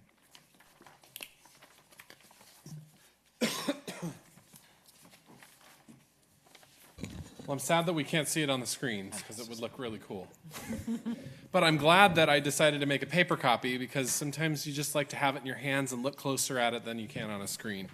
So what the audience is not seeing right now is there is the proposed CTE building plans for the new CTE classrooms. And as Dr. Nicholas was saying, it represents a significant change in what it was originally designed for. But there are certain reasons for that, and I'd just like to go into, first of all, if you take a look at what's on that map right there, it changes the metal shop into a industry standard catering facility, the wood shop into an engineering classroom and makerspace. The drawing class turns into a CCNA Networking Academy lab and classroom. The my eyes are getting old. The sculpture class is turning into the a professional biomedical science lab facility, and the ceramics class is going to remain a ceramics and art facility, dedicated ceramics and art facility, which we don't have on our campus right now. So before I go into the changes that are being made, because it represents a significant amount of dollars being added to the budget, that I believe we have in Measure L, and that's what those Measure L funds are for. But I want you and the public to understand the significance of making the changes. And the first is taking a look at what CTE is. So from the CDE, they stated it's a program of study that involves a multi-year sequence of courses that integrates core academic knowledge with technical and occupational knowledge to provide students with a pathway to post-secondary education and careers. So in our speak, that is our CTE programs, they need industry standard facilities so kids can participate in hands-on opportunities, using materials and processes that prepare them to be successful in high school careers, college, and beyond, and to get their hands on the stuff that they would actually be using in those industries. So that's what the purpose of our CTE facilities are. And while there is definitely need for woodworking and metalworking and whatnot in our world right now, and where we are and what our where our student interests lie, this CTE building is being built for the interests that have been, as you know, over the years, we've talked a lot about student surveys and parent surveys and the needs and wants of the students. So the first is the features of the catering facility. If you look on your map, that's all the way on the right-hand side, culinary arts classroom. And so on the slide there that you see on your screen is kind of it's not ours, it's a picture that we've used with the architect to say something like this. And so you'll notice on this plan, and I'm showing you now just the one room on its own, and the proposed floor plan there. So what's included in this room, and you'll see why this is costing a significant amount more money. 7 industry standard stove and grill stations, and you see those on the outside of the room. So if you go along the back wall, all the way at the top of the map, you'll see 2 of those at the top. You'll see 3 along the right-hand side wall, and on the bottom you'll see 2 more. And then a teacher station at the front, which has a grill as well and industry. So above those, I didn't mention on that list, above those grills, you have to have the fume hood, the hood for the exhaust. And so each one of those has its own hood and the whole assembly for that and the fire extinguisher stuff that goes into it. So that's all very expensive equipment, but again, it's industry standard. In the middle, you'll notice that there are prep stations. There's 3 at the top, 3 at the bottom, and 1 in the back there. These are prep stations that have counter space, a refrigeration unit underneath, and a sink in each station so that students can be participating in prepping food during the classroom at those stations. An industry standard dishwashing unit, if you look at the bottom of the map there, as you go into the door from the outside on the left-hand side there is one of those industry standard dishwashers. It's the one that has the big lever and the whole thing comes down on top of it and it washes the dishes that way. And also at that station is an industry-sized food disposer. There's large refrigeration and freezing units in the pantry and in the classroom. There's a couple of hand washing stations in the room. You might be able to find those as well. There's industry sink washing stations too. You'll notice in the 2 corners of the classroom on the right-hand side in each corner, there's a 3-sink setup. That's on purpose. That's industry standard. There's a soak, wash, and a disinfect. Yes. So that's industry standard. They'll be teaching the kids food preparation and cleanup, handling, and things like that. There's a large pantry that you'll notice there in the middle, and then washer and dryer for linens in the pantry as well, and then the teacher standard with industry standard stove, grill station, refrigeration, and sink. So it represents a significant amount of change in the room, but this kind of facility for our culinary arts classroom is going to allow them to actually cater, to actually make meals, serve them, start a business, and teach students what they need to know. The next is the features of the engineering makerspace. That's the next room over to your left. I'm going to go, again, that's a picture that we've used to talk with, Project Lead the Way is our program that we're using. It's a national curriculum that's a hands-on, project-based curriculum that goes down through the elementary school grades now, and kids prepare themselves with design thinking kind of stuff, and then when they come into the high school, they look at actual engineering. So you'll notice in this classroom that there will be a lot of electric and data in the floors. The desks that we're planning on purchasing are actually motorized desks for sitting and standing, and they have all kinds of stuff inside the desk. So that'll be cool. There will be computer stations at each station as well. You'll notice there's a clear area in the room for a robotics field. That's for after they make their robots. They need to do something with them. There is a roll-up door that goes into the room, a big shop door that goes in. Welding equipment is also included in the room. There's 2 different kinds of welding equipment, and I don't know anything about welding, but I'm told there is gas and electric with MIG and TIG. Don't ask me what that means. I even looked it up, and I looked at YouTube, and I was like, I still don't get it, but okay. And then other electrical wiring in the room to support a mini mill so that we can mill things. Plasma cutter, whatever that does.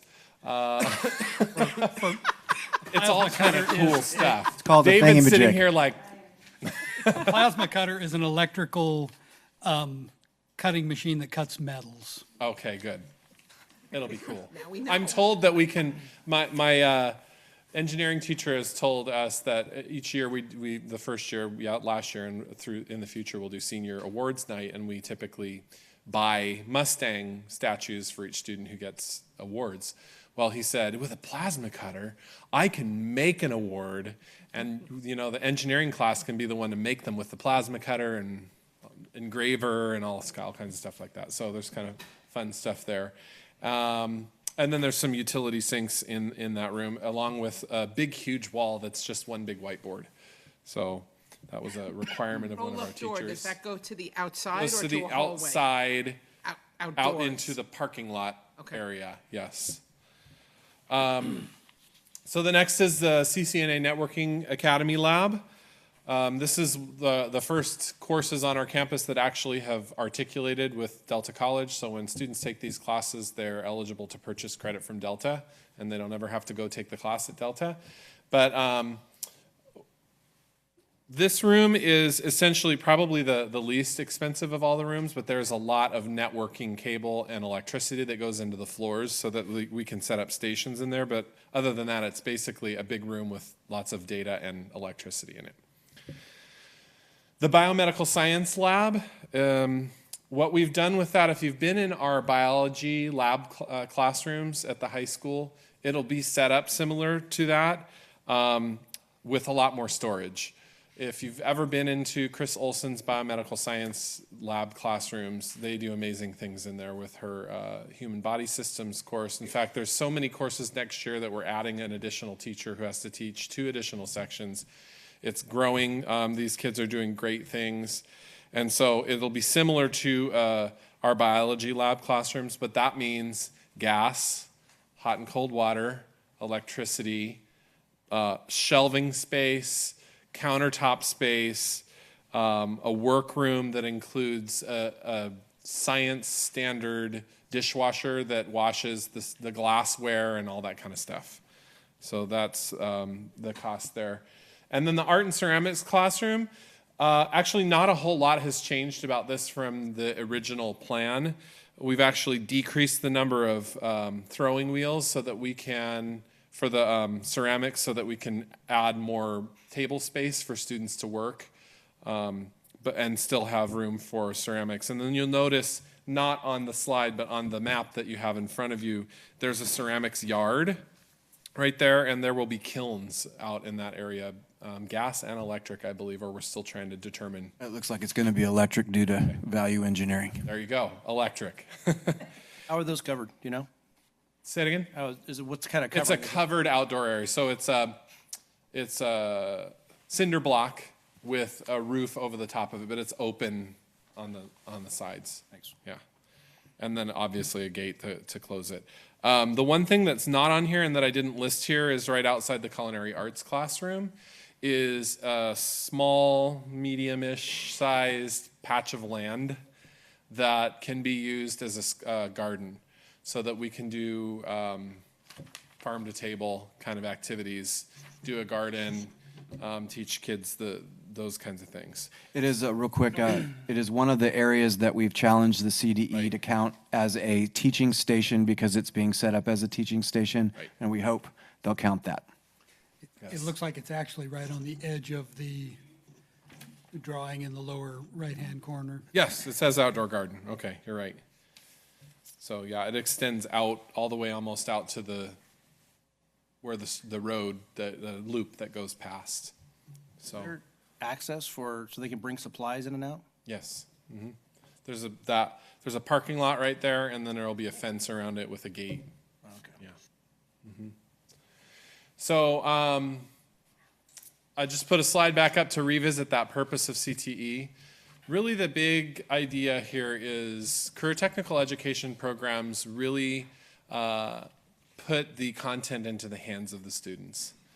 This is something they're going to be working with. This is something that likely they will be able to gain industry-wide certifications while they're in high school, and if not industry-wide certifications, to be able to take certification tests that will give them certificates that can indicate what kinds of skills they've mastered as they go into apply for a job. They can indicate, I have this certificate and here are the 20 skills that I've learned in my education, and it gives these kids a leg up.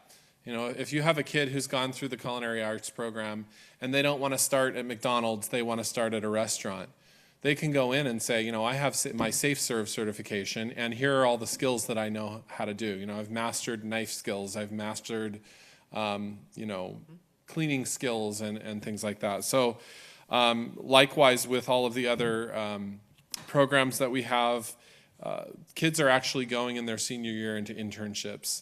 And that's what we're planning on for next year. Our biomedical science program kids are going into internships, and then the following year our engineering students will be going into internships as well. So that's all I have for you. If you have any questions for me. Not a question, but just a comment. Sure. I mean, these are very high-ticket items, and I think they're definitely needed. We've worked really hard at college readiness, and for these students that, like myself, know early on what they want to do, the opportunities that they're going to have because of this program and these facilities, it's going to be outstanding. So I'm very delighted to see this, and I think every dollar is well spent. I would agree. I think, I hope the community sees that we are making these very expensive changes in response to their requests of what programs are going to help our students be successful adults. I think this is fabulous. I would echo what Trustee Lampel just said. I was about to make the same comment. And I just wanted to add that it's such a great opportunity for our students who so often graduate not knowing what they want to do, and this gives them an opportunity to test out things that they might be interested in and really narrow down their focus before they go off into the world.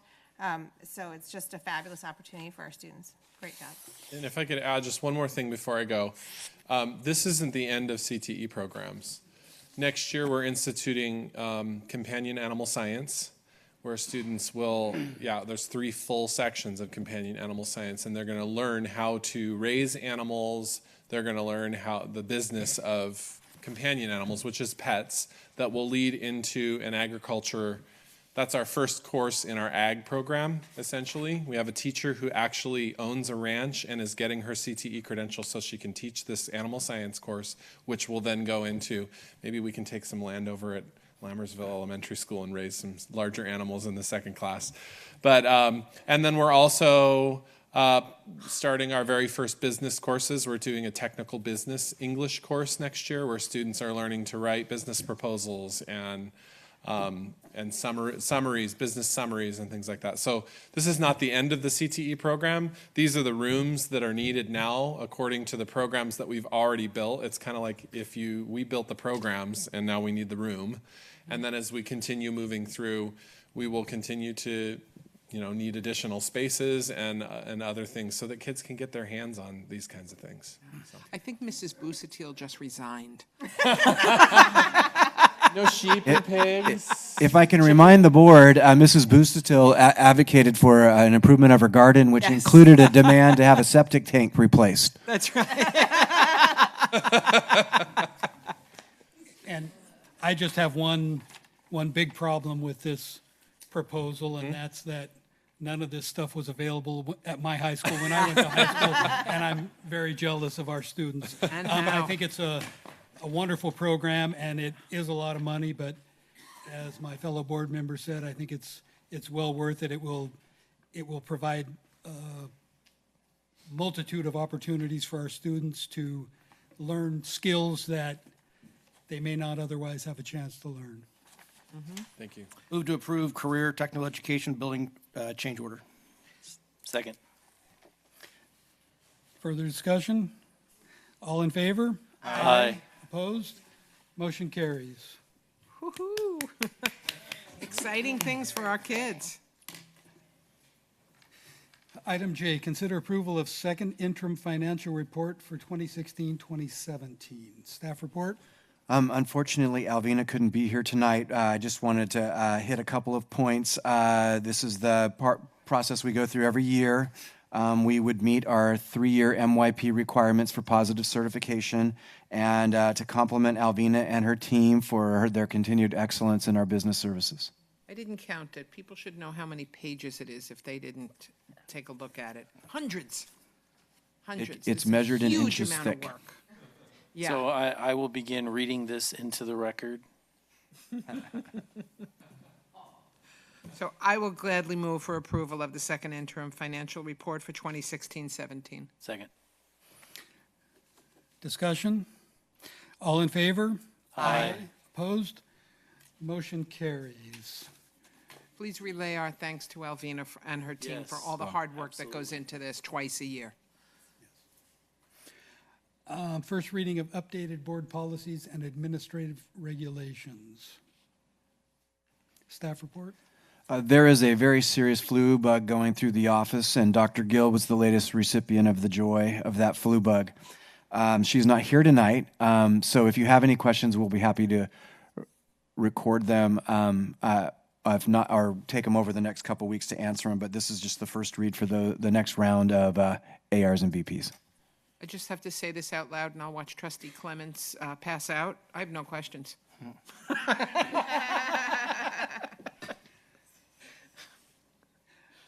Item B, readiness block grant proposal, supplemental one-time funding for unduplicated pupils. Staff report?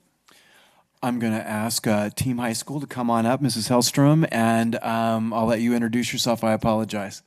I will. Oh, go ahead. Hey, good morning. I'm Joni Hellstrom, one of the vice principals of the high school. Good evening. You've been here a long time, I know. Maybe it feels like morning already. Yeah. Long day for everybody, I'm sure. So we will be brief but as thorough as possible. And I am beginning the part that Dr. Gill was going to present. She asked me to share her apologies. She went home feeling very ill today. So I know that you're looking at what we're looking at. We'll just jump in and I'll introduce Valerie when we get to her part. But basically the CDE offered block grants to high schools, and we applied and we earned it. It's a one-time $75,000 block grant, and the purpose of the grant is for career and college readiness for high school students.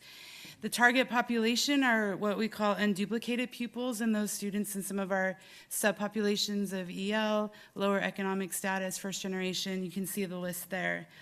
So the purpose of these funds is to provide additional supports for those students so we can close any gaps and have them to the point of being ready for their careers or college by the time they graduate high school. So the requirement for the grant is that we have a plan in place as the district that aligns with our LCAP goals, and we're here to present to you the beginning of that plan, which is... Oh, the LCAP goal that it aligns with is that students will graduate our school system college and career ready. So the proposal for now, for the rest of this year, we have 2.5 months left of school, is that we target our 11th graders, and you can see the numbers there. We have 79 students who fall into those different categories in 11th grade right now, and we're going to put together some additional supports for them to get them ready for their senior year and make some decisions to get some things lined up for them before they start their senior year next year. And so what we would like to do is use a current counselor who I will introduce to you, who's fantastic and fabulous and very passionate and caring towards our students. She's currently job sharing with Karen Friesen and is working 2 days a week. So we're proposing from now until the end of the school year an additional day a week. And I'm going to introduce Valerie and let her tell you what the plan and the ideas are, and you're going to love to hear what she has to say. All right, you get the clicker. I'll click. You get this clicker. Okay. Okay. Oh, yeah, you do this one. Okay. You got it? Okay. So what we are wanting to implement is conducting 2 individual meetings with our students. One of them would be to do a career assessment, which will help students connect their current academic performance to future goals. And we would also like our second meeting to focus on academic planning for their senior year. We would like to take our students to attend a college fair, and we would like to have at least one person come to our campus to give them a presentation. For our parents, we would like to personally invite them to attend our college night in April so that they feel a little bit more welcome. We would like to meet with our parents at least once to discuss the results of the career cluster and to also discuss different ways that they could help their child succeed.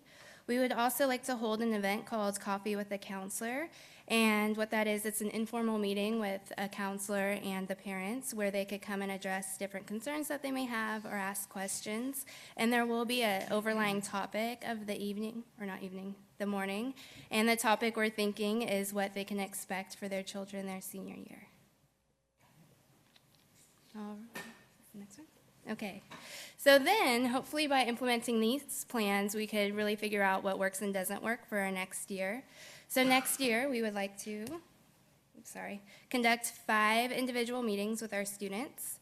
We would like to conduct monthly workshops. Some of those workshops could be resume buildings, mock interviews, or financial aid. We would also like to host a college or career fair on campus, and we would like to coordinate college campus tours. With our parents, we would like to continue meeting with them, so we would meet with all of our parents at least once and conduct follow-up meetings as needed. We would personally invite our parents to attend different nights that we have for information on campus, and we would like to continue hosting those Coffee with the Counselor events. And some different topics we could have would include financial aid, extracurricular opportunities, or college entrance requirements. I think to wrap up the final thought, it's kind of what we heard, I think, from Wickland this morning, that when you take a group of students with a need and you add some additional support and give them a person and an intervention, then I believe that we're going to see improvement in our students.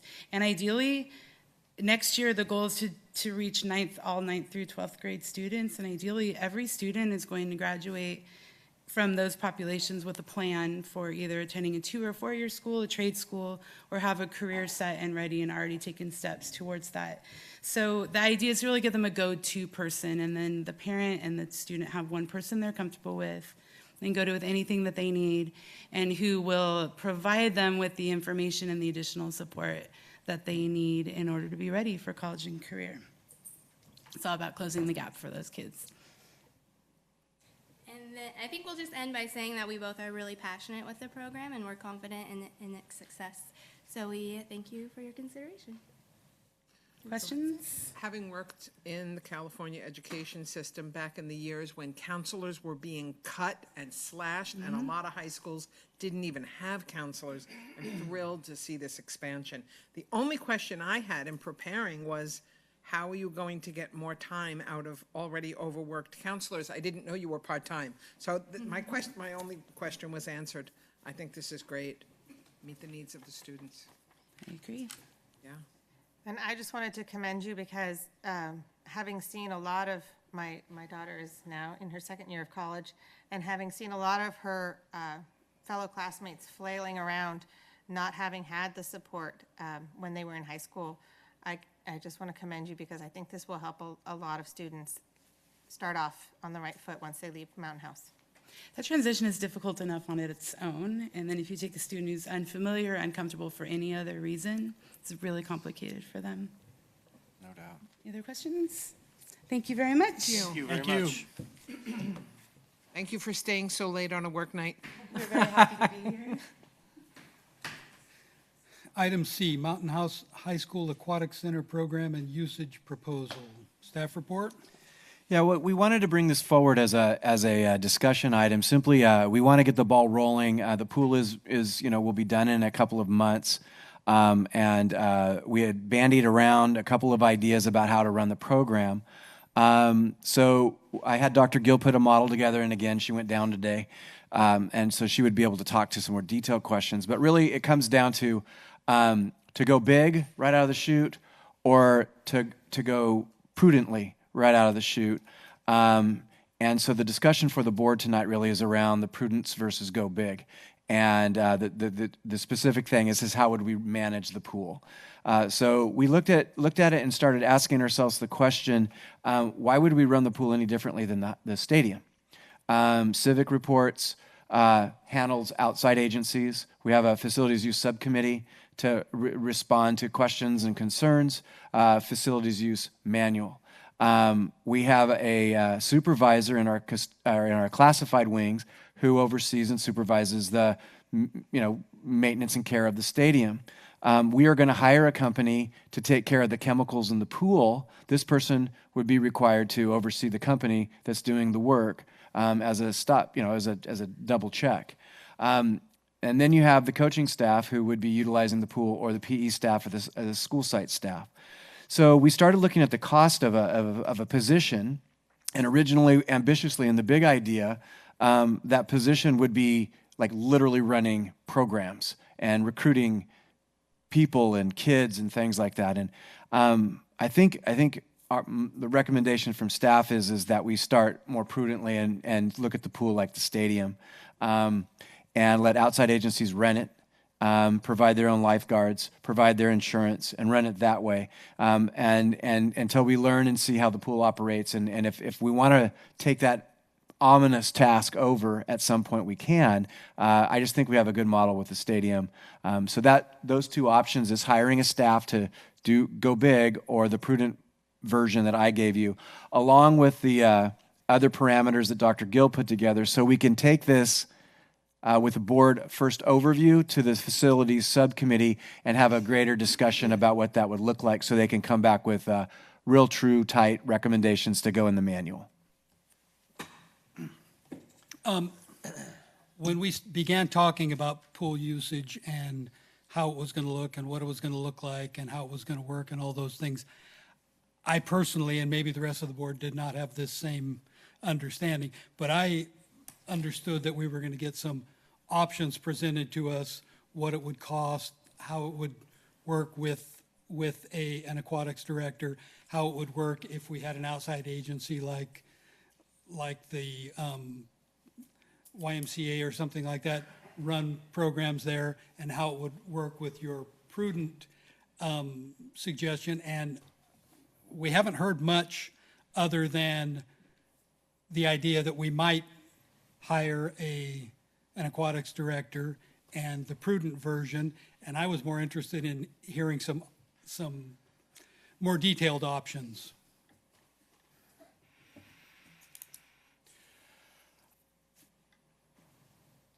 I can happily bring back more information. Mr. Miller's done some general background analysis of what that might cost and what that might look like. Mr. Miller, could you, we want to come up and speak to that briefly?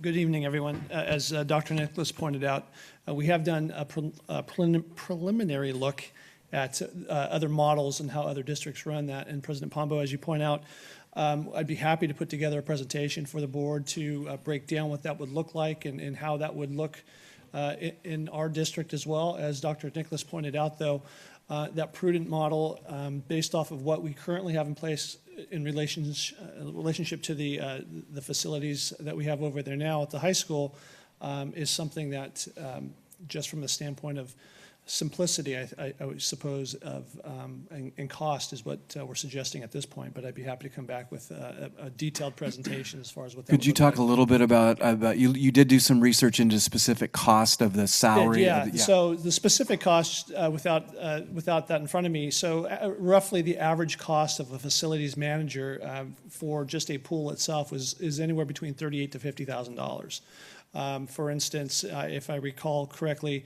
in the city of San Francisco, they have a similar position that is someone who's making close to, I believe, just over or close to $90,000. But keep in mind that individual also is in charge of 3 sites, 3 pools from the city standpoint, additional staff members, including lifeguards, and other individuals who would be managers that would, for instance, a director that would be underneath the overall manager of the aquatic center. So we have looked at those models. And what we're looking at now, to go big picture, as Dr. Nicholas points out, to hire someone, that individual would potentially be in charge to, if you will, to justify the cost, would want to also be in charge of managing lifeguards potentially, But then we are looking at a situation where are we now hiring lifeguards that are going to be part of the personnel of Lammersville Unified School District. So in some of the models in other districts, for instance, I believe, if I recall, in Los Angeles, so LA Unified, they also have pool managers and aquatic directors. But again, you're looking at districts that have multiple facilities that they're using. And again, we have a single facility, a single pool use. So the justification of having somebody that comes on board, we would have to look at what that looks like. If they're running a program, are we putting this person on a salary, a yearly salary? Are we paying them hourly based off the programs that we put in place and that we offer? Are we offering programs simply to our students and staff members, or are we offering programs to the community at large? A lot of different things, a lot of different factors go into what that position will look like and the cost of that position to justify the cost. So that's just kind of a quick analysis or summary of that. We could easily do one of two things. We could bring this back to the whole board, a presentation such as this. We could take a presentation such as that to the next facilities meeting, and he can give the details of all that, what it would look like and costs. And I guess from my perspective and why we're making the more prudent one is I don't know if we have the expertise to do this well. But we would be happy to do the research and have a plan together just to do a comparison. That would be fine as well. With concurrence from the rest of the board, I would like to see a presentation, not something that takes hours and hours of staff time, but something at our next facilities committee meeting where the committee can discuss it with the presenter and come back with a recommendation to the board, either giving that same presentation or an amended presentation to the board or some other recommendation to the board. I would think a summary of what was presented to the facilities committee and why they are making the recommendation that they are. So the justification behind it, yeah? Right, that's a great idea. That was the intended purpose of the committee, so I think that's great. Yeah. I had a couple of specific questions in the plan. I don't know if they can be addressed tonight. The amount to rent the pool seems very low to me. Is that an industry standard? Did we get that from somewhere? I looked at it and said, you can rent our pool for $85? That's really cool. Yeah, I apologize. I've seen those numbers. I'm not familiar with. I don't know who got them. Dr. Gill put together this package, so it's just bad luck that. As we're moving on, if someone can tell me, it just seemed very low to me. I would be Not happy that I to want put together the milk our presentation community, with but- that as well. Yes. I request that the committee really go back and visit these rates. That's way too low. Yeah, it was very low. I thought the same thing. I thought, this is great. Yeah. But if it looks too good to be true. Well, I'm going to rent the pool. It's $85 a minute. Yeah. Oh, per minute. Oh, there it is. I heard of somebody renting a backyard pool for more than that. Yeah. Hey, that would be a lot cheaper. Okay.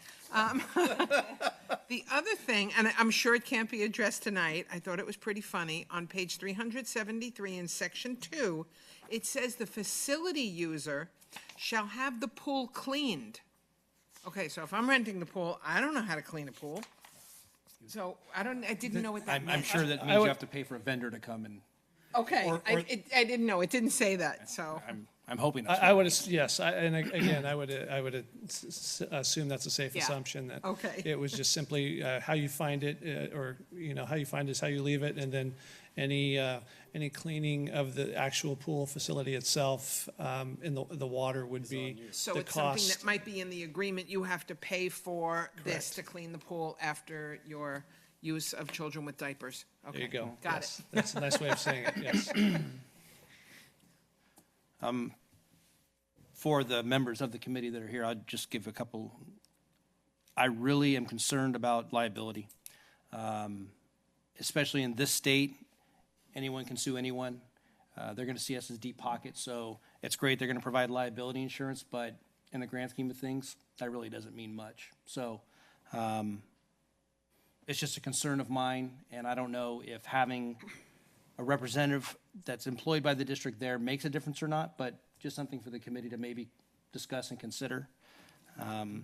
And I would think we would need to get guidance from our insurance company as to what mitigating actions we need to take on such things. And there are two districts not too far away that handle it completely different. If I'm not mistaken, San Lorenzo has an outside company that manages the pool. Alameda has 2 high schools, but only 1 pool, and they manage it themselves. So those may be good resources of information. I don't have details of how it's managed, I just know. I'll be they sure have them. that we have Yeah. plenty of examples for the committee. And my thanks to the committee ahead of time. I know Yeah. this is going to be a daunting task, so Uh-huh. thank you. It sure is. Thank you, sir. All right, thank you. Thank you. Thank you. Moving on to calendar. The only thing I want to mention with the calendar is it has the next facilities meeting as March 21st. That has been canceled pending rescheduling of that meeting, so it will be posted once we come up with a date. Why was it canceled? Why does it need to be rescheduled? Personnel issue.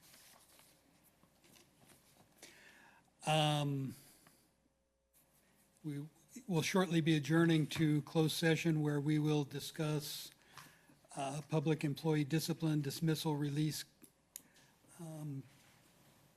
pupil personnel, conference with legal counsel, anticipated litigation, conference with legal counsel, conference with real property negotiators. I move we adjourn to closed session. I'll second. All in favor? Aye. We are now adjourned to closed session. Thank you.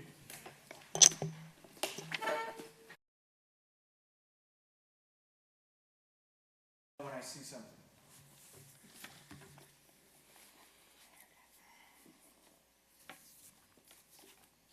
Take those off because I can't read with them on.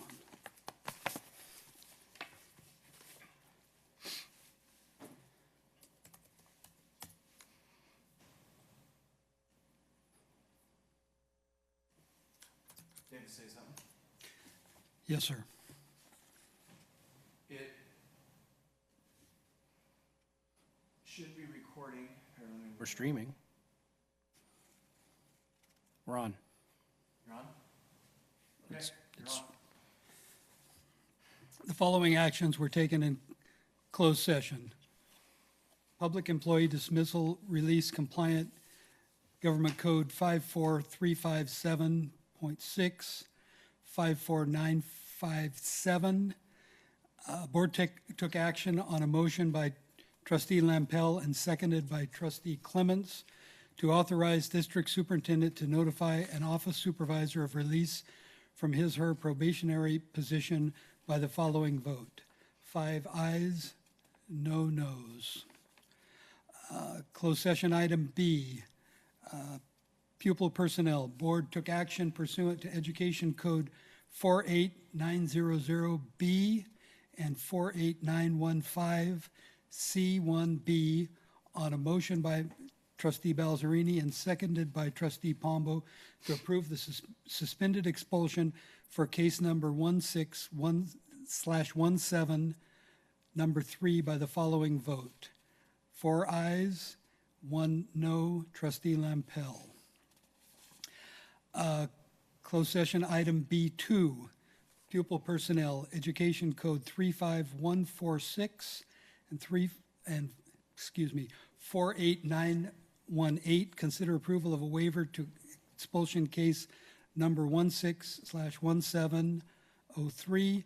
Board took action pursuant to Education Code 48900B and 48915A2 on a motion by Trustee Goodrich and seconded by Trustee Balzerini to approve a waiver of expulsion for case number 16/1703 by the following vote: 5 ayes, no nays.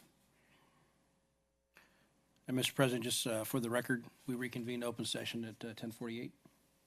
And I will move that we adjourn. Second. All in favor? Aye. We are adjourned.